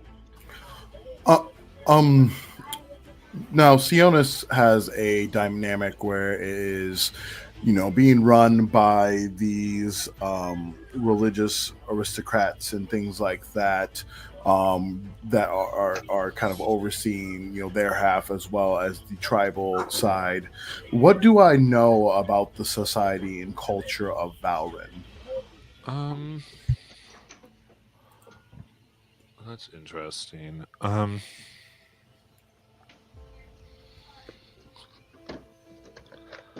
Sure. I would say, as far as the culture of Valrin, let's do a history check just to determine. And then I'll For figure- sure. That's another 20 for 29. Perfect. What, third in one that today? case, perfect. There are three major pieces to the culture of Valrin. One is glory over gold. In Valrin, they say gold buys comfort, but honor buys respect. The second is titles are earned, not given.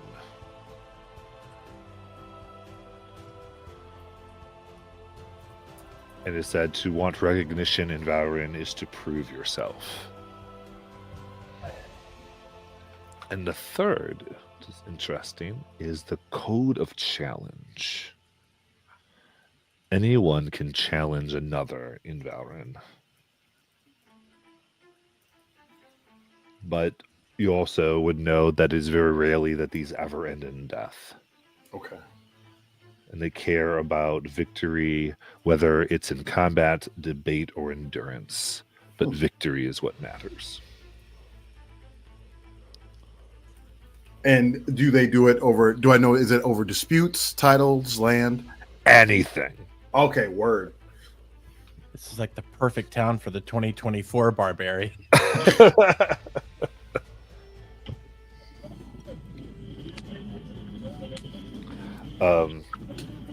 The rest you might have to go there to find out, but that is Yeah, what for you sure. know. No, that's a good basis. So I'd be like, well, these people usually will risk themselves for honor and glory. It makes sense why they would be out here fighting all these beasties.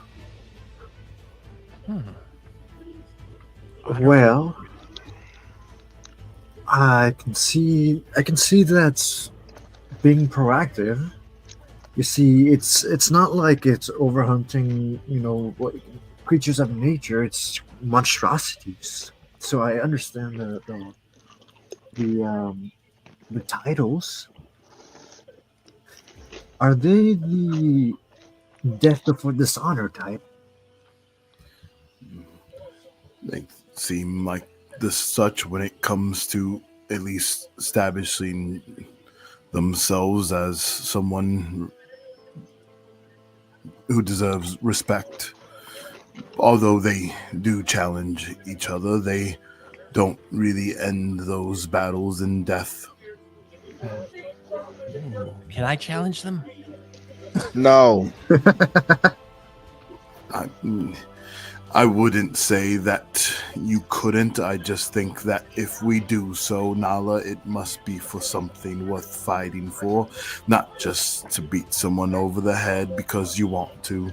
No, for honor. Well, That would also mean that you would need a title for that, no? Or something that's worth a challenge. I could earn a title there. no. This sounds ridiculous, Nala. Let's not worry about this. This This is what I was born for, Garrus. Oh no. I was thought you were forged from the victory of battle. I thought you were born to write books and play songs on your harp. Exactly. That's true. I do like doing that too. I don't like the sounds of this town, to be honest. I kind of love it. I am indifferent. I don't As long as trust it's anybody honest. that can't be motivated by a good gold piece. But that's Garrus, honor. I'm actually. Go ahead. I do get that, but I think it's easier to deal with people like this that respect Mike for Mike's sake. Well, from what I see, I'm one of the persons that's more for the sake of the hunt.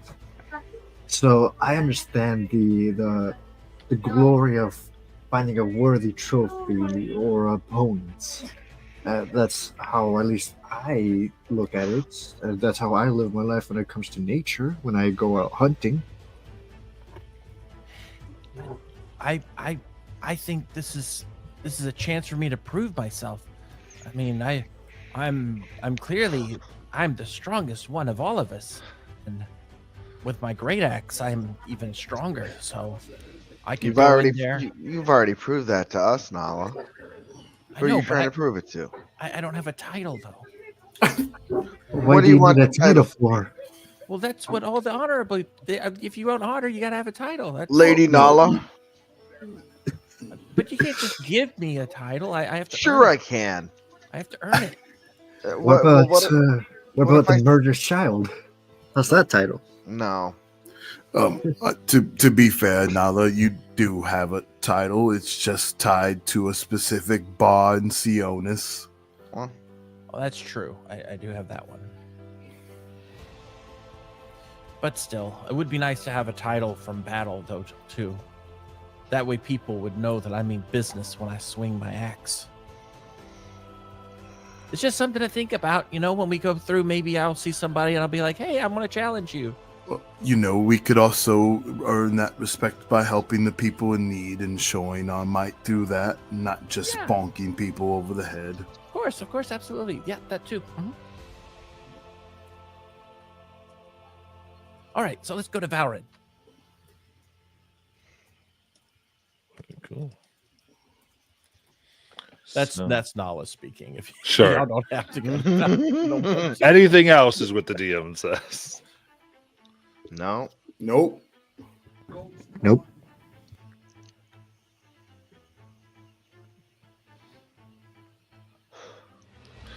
Okay, so moving about cresting ridges and such, you the area here as you kind of get into your last 2 days is rougher, certainly. Pieces of the land seem to have been recently disturbed, jutting out, almost forming new rock formations. It's a climb as much as it is a walk at times, going higher and higher, where air gets thinner. So for this and for your kind of traveling here, I just want a con save, please, from everybody. Is it cold? Yeah, it's colder. A 19. Hold on. It's been a while. It's been a while since I did this. I'm sorry, you said a con save, right? Yes, please. That is an 18. Okay. Oh, 1 second. I also got to do it for my Wolfie. Oh, good point.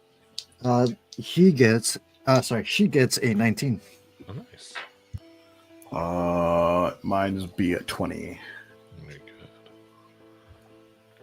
Is there another, or do we get everybody? No, we need Nala. 25. 25. Everyone's passing. So you do have yourselves about you as you finally able to get to a peak and see beyond, as the ground gives way to actually a path that seems somewhat carved and a little easier to get down. But you look and you see that Valrin spreads before you.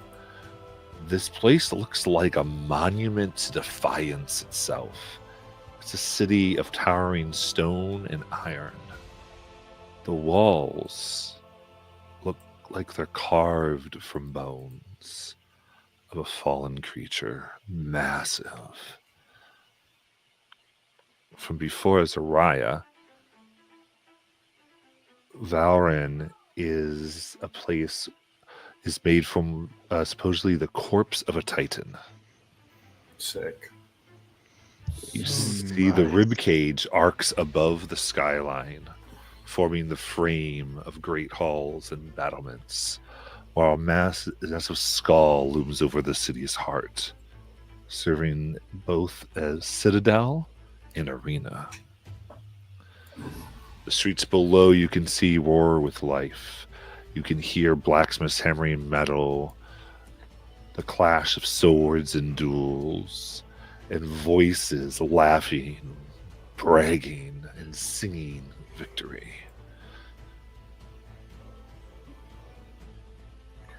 This place is marvelous. Reminds me of our other home. Someone finds it comforting. I find it a bit claustrophobic. There's got to be an arena in there, right? I hear the swords. Let's go. Whoa. What? Priorities. Nala, first we need to get coffee. Okay.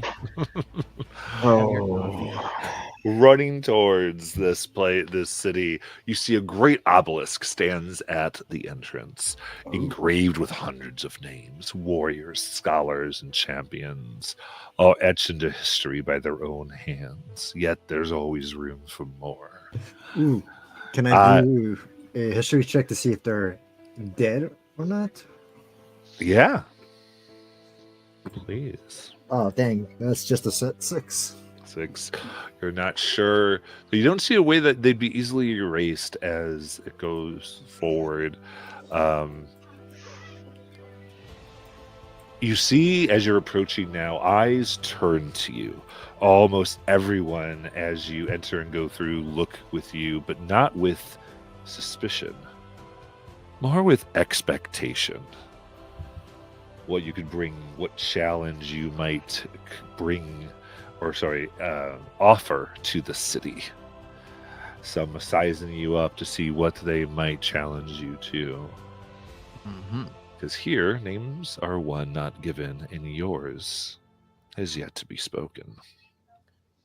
Just picturing my name written in stone. All right. Okay, everyone. Let's just keep an eye on Nala. Make sure she doesn't, get us into trouble. Yeah, Nala's gonna be the one that gets you into trouble. Yes, Nala's gonna be the one that gets you into trouble. I'm keeping my hands in my pockets. You guys hear me? Yes, Huh? Yeah. You're mu- Clear? you're muffled. Everyone. There you go. Oh no. Okay. There, you're good. Just remember, everyone, be careful who you offend. These people look like they're ready to balk at any opportunity to bring us down the peg. And also, on the flip side, remember, and I want you to be smart about this, Nala, a well-placed challenge could win respect and open doors for us, but that doesn't mean to do it in the first day. No bribing. I look at Garrus. And if you need any favors, you have to impress people, not pay them. Well, I'm not going to be paying anybody anything. Azariah's like the dad taking his kids to the amusement park. Like it's gonna be like the older child, middle child, and the youngest. Right. We don't have to challenge on the first day, but if a challenge comes that meets the qualifications, you shouldn't, not take it because that would be dishonorable. I agree. So, I need some of my brown bean goodness, and once we do, we could, if you want, maybe investigate why there are no monstrosities outside these walls, but so many deaths. Yes, good point. Maybe there's a group of hunters here, or like a town mayor or a guard person. I love it. So as you're approaching the gate, you hear laughter, bold, full-bodied, utterly unafraid, and directly in your path is a tower of a man, arms crossed, standing roughly 9.5 feet, grinning like he already knows the outcome of a battle that hasn't even begun. As he rumbles with his voice, "Well, now you lot look like you've stepped out of a funeral and straight into a legend. What's your name, and what have you done to make Varen give a damn about it?" I am Lady Nala. I don't laugh in real life. I'm sorry. Lady. Well, what have you never raised a sword, your ladyship? I have much more than a sword. I will just show him my great axe that I can barely hold in this form. He laughs more. Of course. Mighty. Yes, quite so. I have felled many who have underestimated me. So the fellow of many, the child killer. I love it. But the rest of you, Who are you? me? You're very big. I am Sigvard, the Laughing Shield. And what have you done to earn your title, Sigvard? Other than laugh and hold a shield.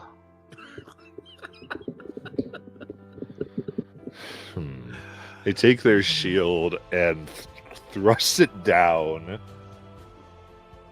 as you find yourselves nearly pushed back from the force of it hitting. It goes, "All right, Tiny. Strike it with all your might." Strike the shield? Why would I waste Yes. my time doing this? 'Cause you doubt me, and I don't brag, nor do I give words to show my might. You think that I'm not good for anything? I whip my rapier Strike it, out and I Zuka. strike it. Yeah, give that attack roll. 24. 24. Roll us some damage. She's gonna break the shield. Break the shield, do it. I rolled an 8 for my damage, so 14. Nice. Okay, so it comes out quick, moving. He even has to pivot really quickly to make sure it gets a shield and not himself as the two strike. And you are hitting right in the point where Sigvard has to take a step back just to not be knocked back a little bit by this thrust as it goes in. Doesn't harm the shield at all, nor does he truly move. And just starts laughing. You I will call by name. What is it? I'm Gareth Stillcrest. Gareth! The Laughing Shield, says this one, is known. Now, why have you all come? Oh, we are but travelers passing through. To challenge yourselves and earn honor. To get some coffee. For information. We're together, but we all have our own reasons, you know. Are we supposed to give our names too? As I look at Alora and Yeah, you give your names here. I'm just keeping it rolling. I'm Azariah Stonebloom. What have I done? Well, I recently helped unweave fate itself.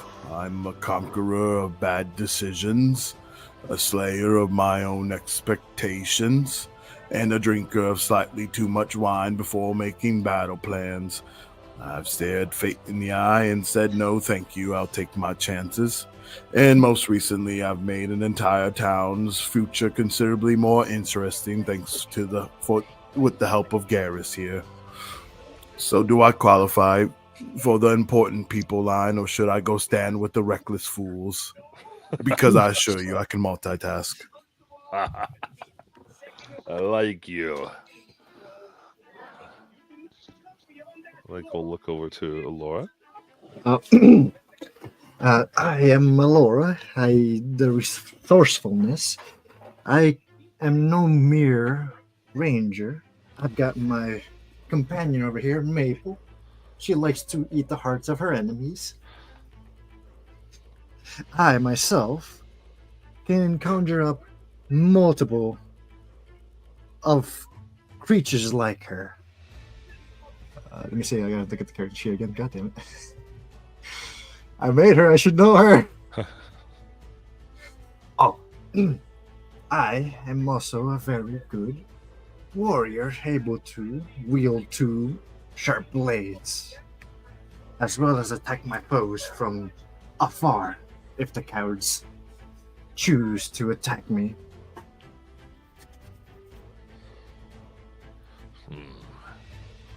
Very good. I hope you all can earn your titles here. So, may I escort you? Yeah. Yep. Sure. Lead on. Excellent. Now, you said coffee first. Is that the most important thing to find? It is pressing. A good cup of coffee is of vital importance. Coffee house? Do you have coffee houses? Anyone that sells the beans. Indeed, we have all that. It's served at our feast halls, so that's easy enough to get the beans. You go to market. Perfect. Unless honor finds us on the way. And turning, leaves his post and begins escorting you inside. Very excitedly. And some kind of look, again, as you walk in the city, are looking at you, sizing you up. And one person kind of mockingly laughs, looking at Nala, and immediately here Sigvard crosses to them and puts his enormous face in theirs and simply says, now you best watch out. Watch these ones. They might just be worth remembering. They immediately kind of step back. Carries the large shield and will bring you to the market. Here you can see definitely there's things or specifically there is one booth entirely for various types of coffee beans that someone does. It is relatively tiny, and there's a sign that simply says 1 bag a week. As it seems that the supply is somewhat limited here. And another says 10 gold as people mock, and nearby there seems to be various ones that are challenging each other, some to push-ups, others to a little bit of combat, so others are like debating to take their week of coffee from each other to buy multiple. Nice. As you approach here. So it's easy enough to get it unless you want to interact some way. This is going to be for everything. I'm going to give flavor. You all determine how you want. I'm giving everyone 10 gold to get their 2 week supply.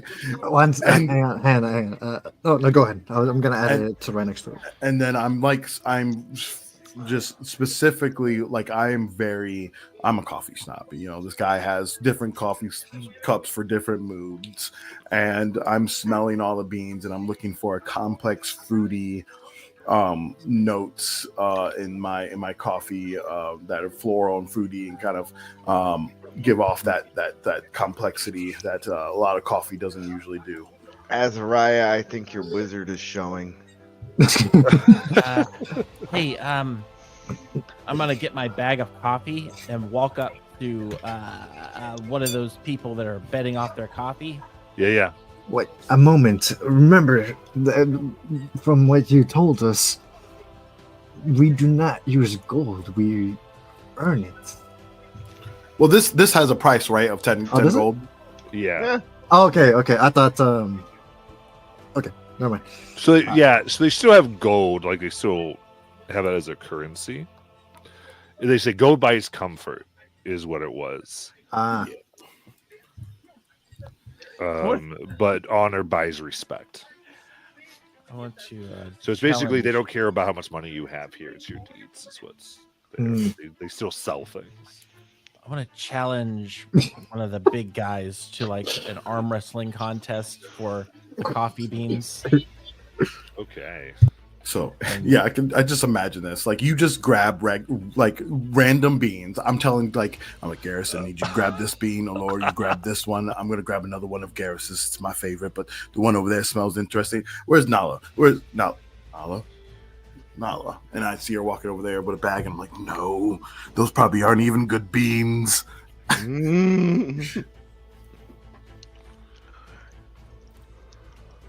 But I will watch it play out, even though I told her to not try to do it the first day. I love it. All right. So coming up here we go. Like this. So all right, you turn as arm wrestling. Yep. As it did, looks at you, sees you have coffee. Yeah, these are the good stuff. I was watching a coffee aficionado was making it, and I put together the perfect blend of coffee beans. And I noticed you also have coffee beans, and I thought we could fight for our coffee beans over a good old arm wrestle. But don't underestimate me. I don't want you to think I'm tricking you. I'm pretty strong. What name? Well, this would be different. Sorry. It looks at you. And what name challenges me? My name is Lady Nala. Kind of looks up and down, sees the coffee, is a bit interested.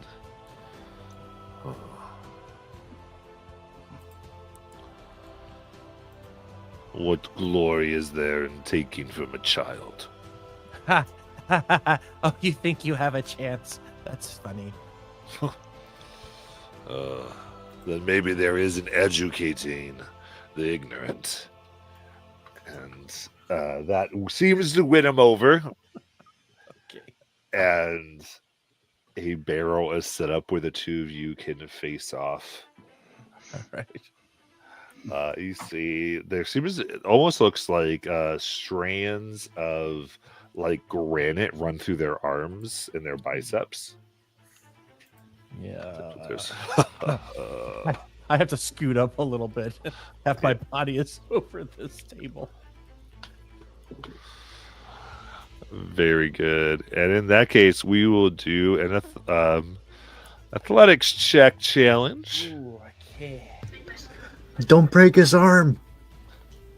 I don't know. He might be a lot stronger than I realized. Now that I'm hearing what he's got in his arm. All right. Let's go. Ooh. Okay, that's not bad. Pretty good. That is. Let me do some math.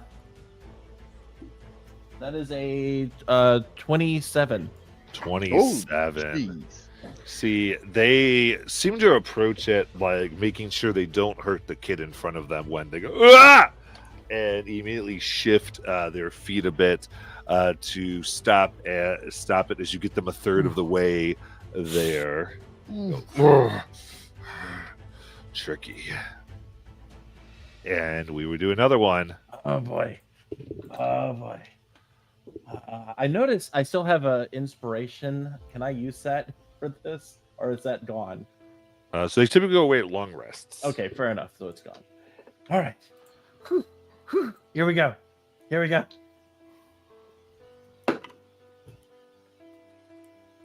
That is not as good, but okay. It's a 23.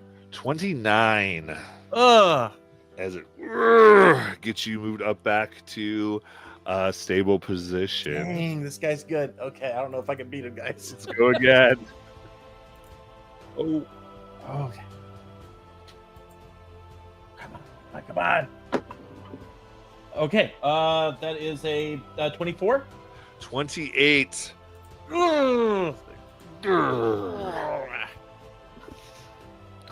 All right, with that, they're able to get you close to the barrel. Okay. One more. Come on. I'm going to change out my dice here. Use the old GM Dalo dice for this. Nat 20. That is a natural 20 with the little cute little dragon on it. Very good. I don't know Total if that's going to beat him or not because that's only a 29. 29. It beats their 25. Oh, yes. Starts to go back up, so now both of you are weakening. Oh, boy. All right. So it was going to take 3 in a row. Now it only takes 2 in a row Oh, because God. we've gone back and forth once. So if you get it again, you will win. But they push back. Uh-huh. Okay. Okay. That is a. It's only a 21. Natural 1 for 12. Oh! Damn! Yes. I rolled low on that one, guys. I was like, oh crap. As the barrel breaks, and he looks you. Ah. Very good. I did tell you not to underestimate me. You were a lot stronger than I realized, to be fair. I misjudged you. Goes, "Oh, thank you." He thrusts the coffee into your arms. This one seems to be a brew that's actually heavier than the one you have, it feels. Oh, nice. I like finish paying and I run over to Nala and pick her up and twirl her around there. Yes. Here you go, Azariah. Thank give you, you the- Lady Nala. You are a lifesaver. And he yells very loudly, "I call this one Nala the Surprise!" And they around everyone, "The surprise! The surprise!" Yeah. So you can mark that you do have one title here. All right. Nice. That does seem to matter. Well, at least I'm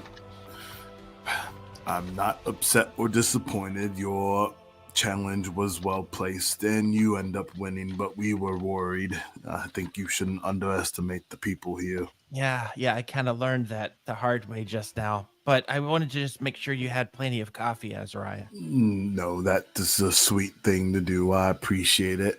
And I give the bags a good sniff. Oh, this is the good stuff too. Can I have we a large sack that I'll put them in. That I keep my other coffee beans and stuff. Perfect. You saying Can we something, Laura? can we stop at a butcher shop? I need to get some meats for Maple.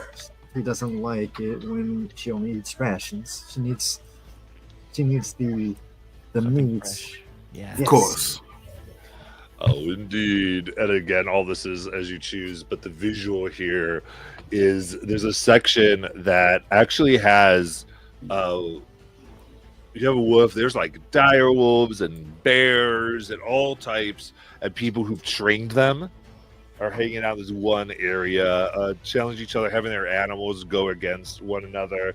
And as such, there's all types of meat and various foods for animals, for falcons, even what looks like best food for spiders and anything people might bring with them as animals of companions. Let's see. Crap. Which one? What would that be? Would that be a nature check or a survival check to see which meat is the freshest, or to see if they're fresh at all?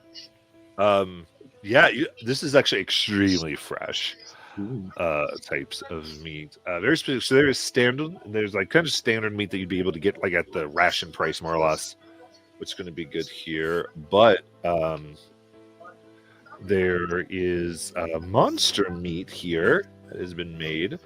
And that is essentially 5 gold for a serving. Ooh.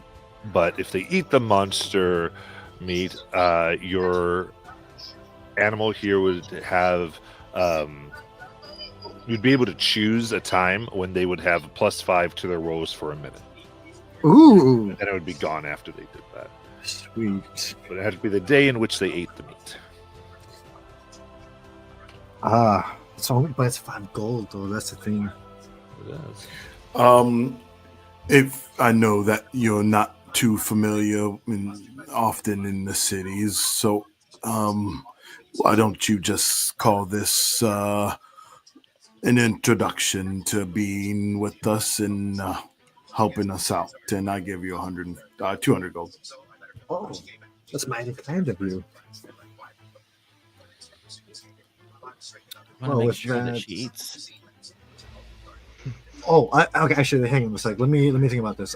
From the town we're in to the ruins, how many more weeks would that be? Probably a month or two. 2 months, probably. Mhm.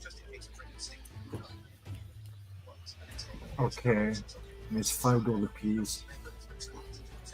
Let me just get 5. 5 5 special 5 rations. things Yeah. here, yeah. I like it. Let's see. Let me change that to so that would be you gave me 200, right? Or 100. How much could you give Evazariah? I gave 200. Okay, and then each of them is 5 gold apiece. I got 5, so that's 25. Okay. Very nice. Ooh. And for right now, just because I don't think we gotten something to eat since getting here, she's gonna just give 1 piece to Maple. Here you are, Maple. Nice and fresh for you.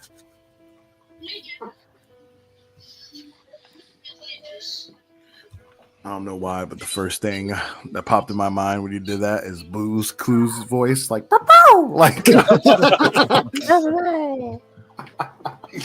lot of the I mean, if you want, I can make a charisma check to see if she'll do that. Good. She devours. Anywhere else you'd like Sigvard to take you? Sigvard, do you have any seers in this town? People that claim to know the future?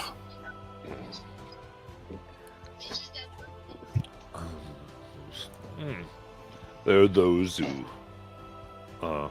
would do so. There's not a great number.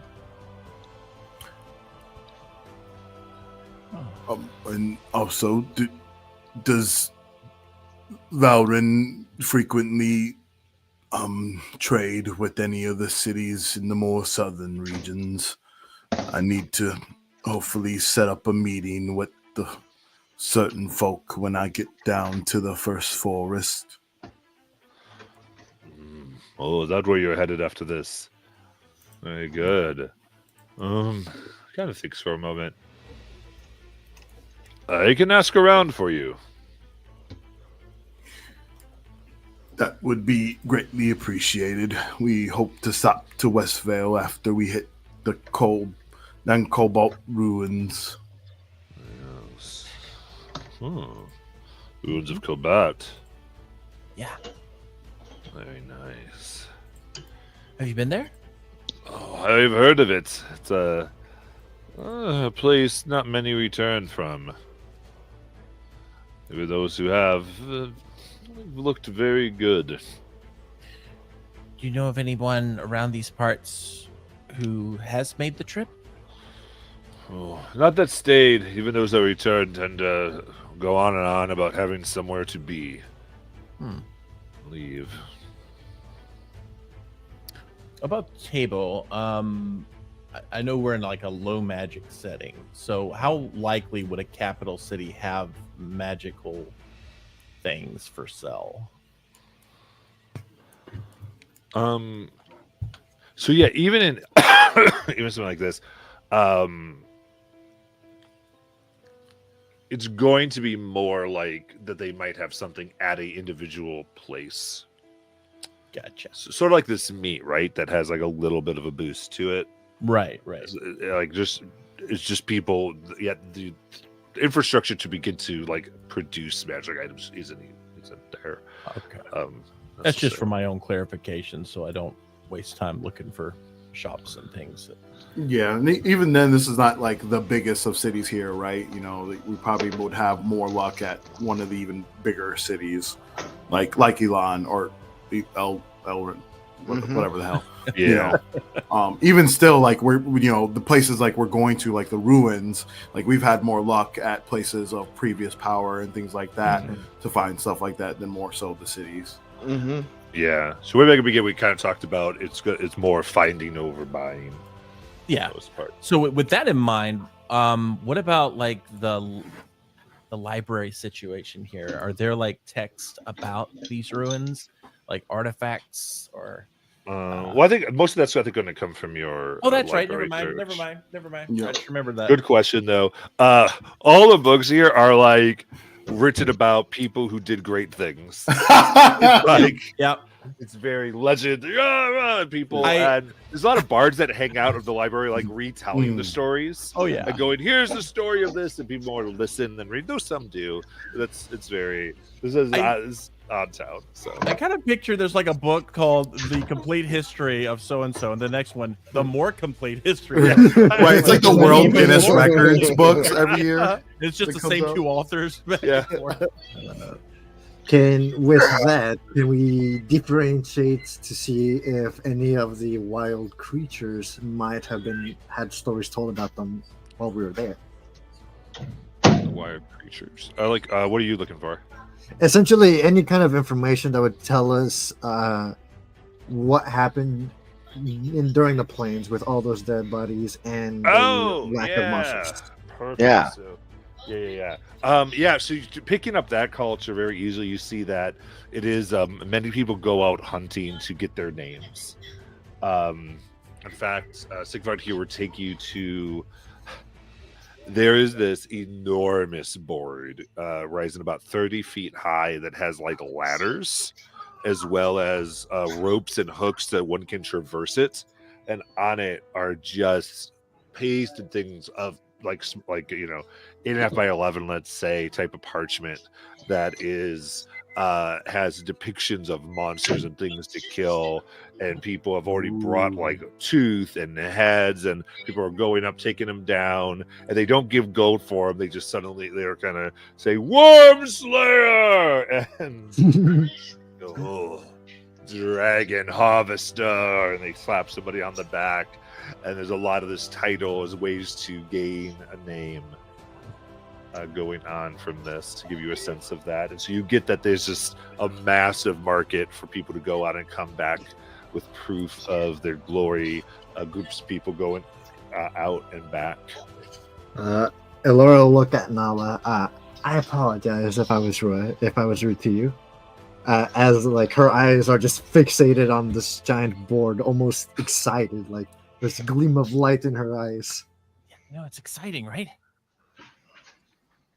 Yes, the thrill of the hunt is inside me. You should go on one. Yes, I should, shouldn't I? Yeah, get your name on there.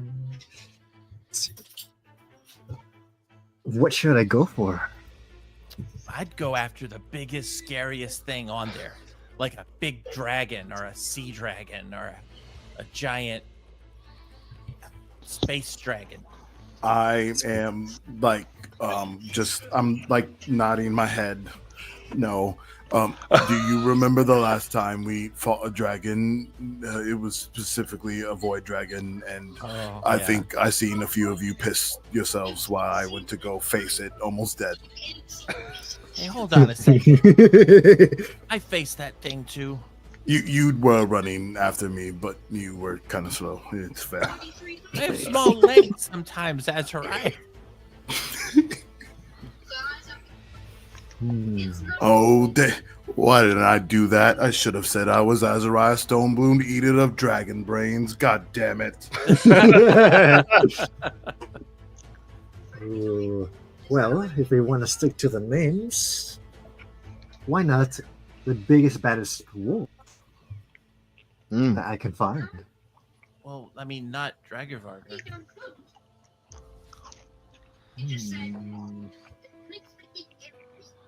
Dragonvarder's my friend, or at least their kid's my friend.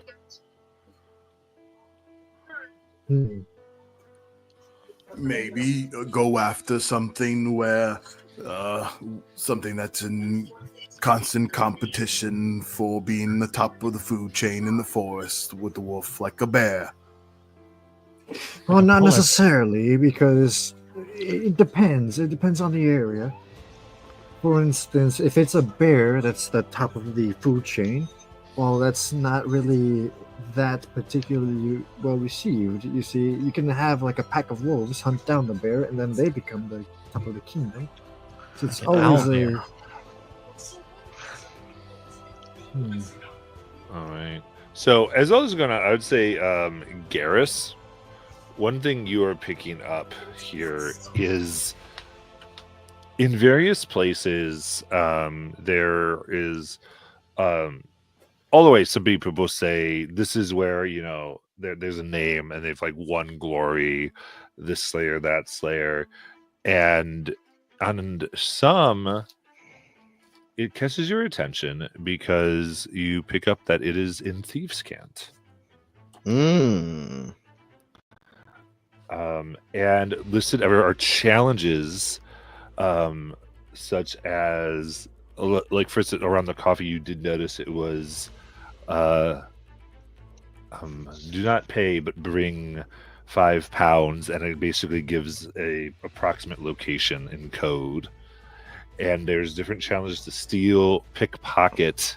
Someone says using only words, get a kiss from, specifically, get this name right, I apologize.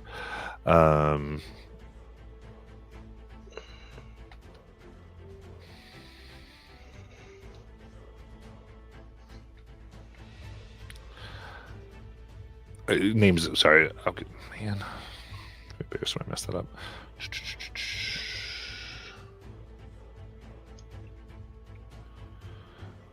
Sorry, Lady Talaran. Lady Talaran. Get a kiss from Lady Talaran. Using nothing but words as if I would have to use something else. You could read one of my books. No, you guys have probably noticed, like, Garrus start to pay attention to really odd things throughout the town as we're traveling. And I'm kind of talking to myself a little bit as I notice these things, because I was wondering about this. Because there's notoriety and then there's infamy. Mm-hmm. And it does seem that is valued as well. Okay. This could be a more fun town than I thought. Should we try to find a tavern or an inn to stay at? Somewhere where we can rest for the night? Do we have to earn rooms here? Yeah, I mean, if we don't, we can just sleep outside. Oh, I'm not sleeping outside. Sigvard will say, rooms are, you are warriors, travelers. You may stay at the hall. Though you may need to prove yourself. It depends if you're challenged. Oh. Well, you guys can earn glory through fighting. I heard that gold still buys comfort, and I really want a nice bed tonight. I agree completely. You know, it doesn't have to be fighting. I was thinking about challenging someone to like a music contest or something like that. Not for the end, but you know, just maybe tomorrow sometime. We could do that. As we're walking and talking, I would be on the lookout for in signs and thieves' cant of like a safe house or a good place to stay the night, and see if there's any like recommended bunking for the local thieves guild or whatever it is. Yeah. So I think from that you I mean, to do you want me get to that roll? type of it? Well, to get that type of information, you feel like you'd have to complete a challenge to be recognized. Okay. And that's what kind of a lot of this would say. As far as Sigvard would say, he would say, if you're not here for those who believe in merit, the Feathered Shield is a place for those who seek comfort over challenge. And he kind of says it with like vitriol with his mouth. Yeah, you guys have fun with that feathered business. I think I'm gonna earn myself. Come on, Nala. I'm sorry, but I have to agree with Nala. The thrill of the hunt is just too appealing. You want you want to earn your bunk. Well, yeah, I don't want anybody to know that I'm sleeping at the Feathered Shield. I'll be the laughing stock of the whole city. Especially if she just earned her name. I look at Garrus and I'm like, I guess we could see if they have comfy beds. Well, we can. The bed is secondary to security. That's my issue here. There's a subtext to this town that's a little. There's some interesting stuff going on here, and I'd point out a couple things that I've noticed in Thieves' Camp. There's challenges for people like me. Well, shouldn't that make you excited? You seem more wary.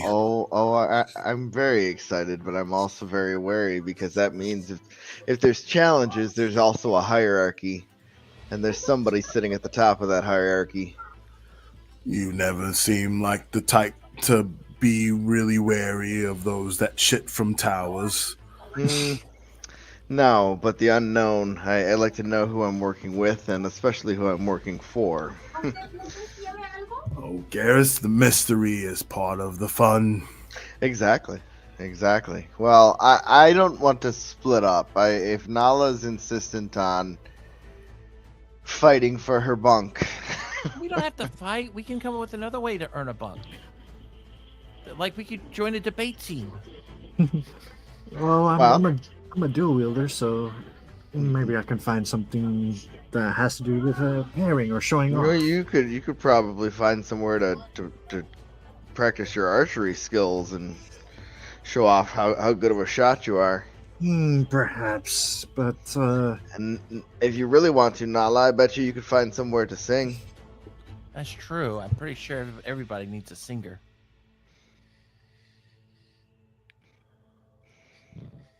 So, you'll go, well, if you wish to stay in the feast hall and not have yourself challenged, that's what you're worried of unexpectedly. At least for one night, if a title, we'll give you that. After one, though, they might be open, unfortunately. So we stay one night without losing respect. If you have a title, I have a title. so you. Let's just go to the inn. Sweet. I'm okay with going. Also, not too afraid of a challenge myself. No, I'm not afraid of a challenge. All right. Yeah. Well, do we want to go hunting? Do we want to? What do we want to do to earn our title? Let's fate come to us, Garrus. Let's just go to the halls and. Laura really wants to go hunting, and I think we Oh. should all join. Oh, you want to go now? I have. I'm not opposed. It's just Did you we see didn't see something much on on that? the way in. Well, did you see something on that big wall that caught your eye?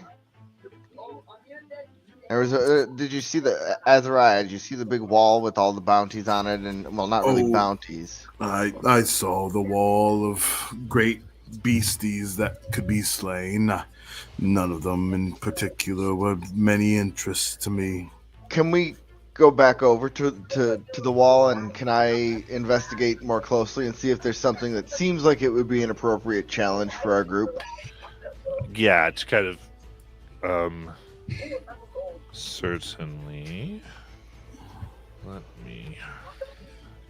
They got like a Monster Hunter guild check-in. Can I just, minor illusion the damn void dragon I killed? Yeah. And So, like, you know what's leave me funny? alone. That's exactly what I was thinking because I have. We'd be able to tell you, and I can, so you can get an idea, is the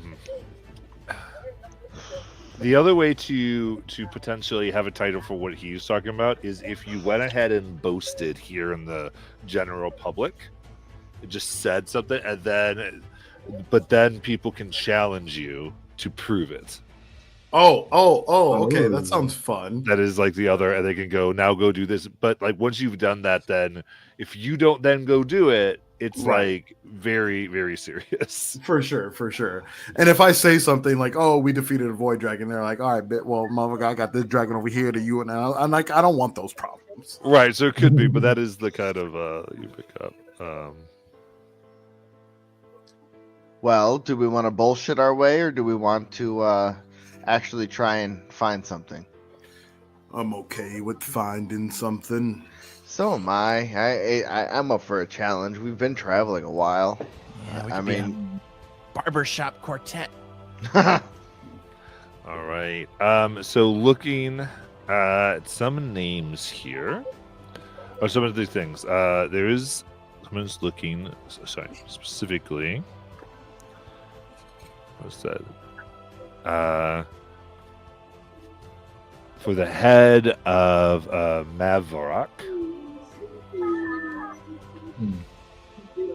a rock, A rock. Mavrock. a Mavrock. Do I know what a Mavrock is? Go ahead and give me a history or nature. Ooh, I will also do that. I'm good with nature. I think. An 11. Oh, I got a 20. Oh, what's a Mavrock, Laura? All right. So, Mavarocks are creatures that dwell beneath the earth, usually accessible by caves that come always searching for prey. 6 arms, 4 of which end in sharp sword-like talons. No, not the best at seeing, but very good with smelling. And are known for being silent as they wait for their prey and go in for the kill. What do you think, Alora? Hmm. I don't like the dark. All right, for simplicity, I'm going to give you three major things here. So there's that. Then there is a Negpa. I want to give the check. So what you're able to know, because you've got your awesome ranger with you, who knows the area and is from this more southern area as well.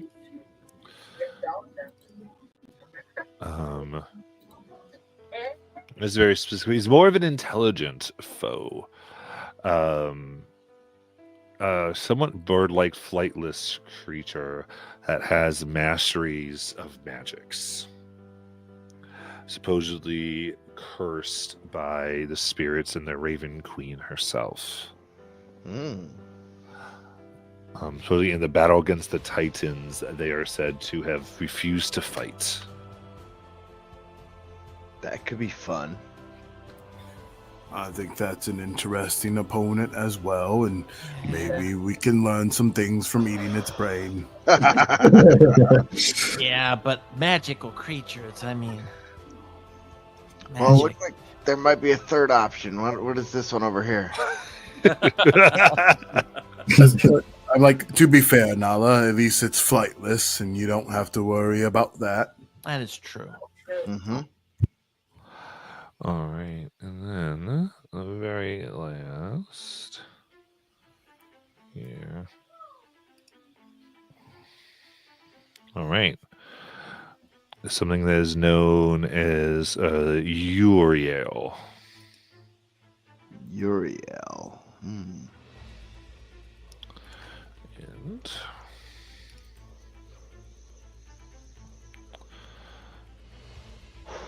all right. Sorry, so this specifically sorry, Sigrid will inform you of this. She says, as he kind of was, kind of as you look at it, kind of sours her face. That is not an it. That is a who.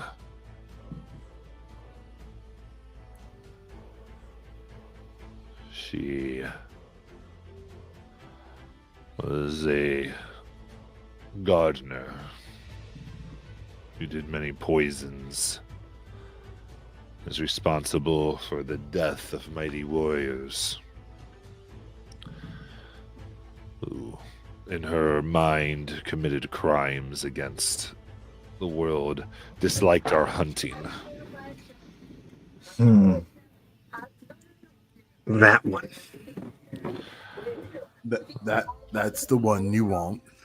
She is thought to be the mother of all Medusas. Oh no. Oh, damn. At a mirror. They changed their tune real quick.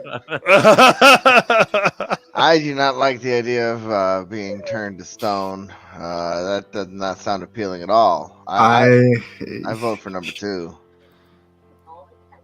The Nagpa. Yeah, the Nagpa. What do you think, Alora? I do not like anyone that uses poisons. Poisons are a natural thing of life, but anyone that uses it for nefarious purposes, I find really appalling. However, based on what we're capable of, I believe the second option might be our greatest opportunity. Yeah. Well, if we have Garrus's luck, we'll be fighting the Nagpa, then all of a sudden this lady will arrive and she'll be pissed at us. Mm-hmm. It's her friend, the Nagpa. I'll go with Alora on this. We'll face the Nagpa. Yeah. Before we go, Alora, there's something I've actually been meaning to give you. Now that you seem like you're going to stick around for a little while. And I pull something out of my bag that it looks kind of grotesque. Like a piece of parchment made of skin. And I hand it over to you. And you would know, at least in this world, that scrolls are very hard to come by, but sometimes people will put them on skin to make them last. And you have multi-use. And I just handed you basically a scroll, a rune skin of Pass Without a Trace.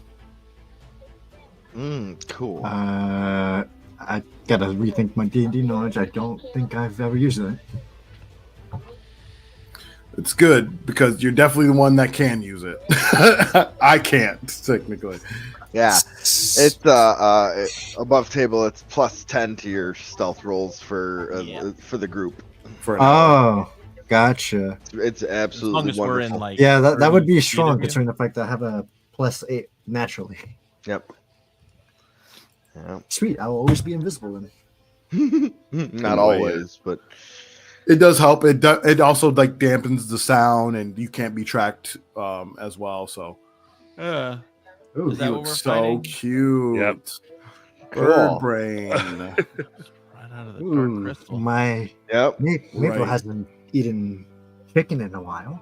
Please. Oh please. no. Don't make it talk.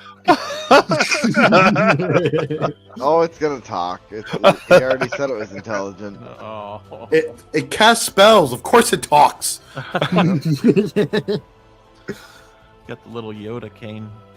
Indeed. All right. With that, then, we will end for tonight. Bring back probably as you guys have come near the Negpa. And anyone watching, thank you so much. And we will see everyone next week.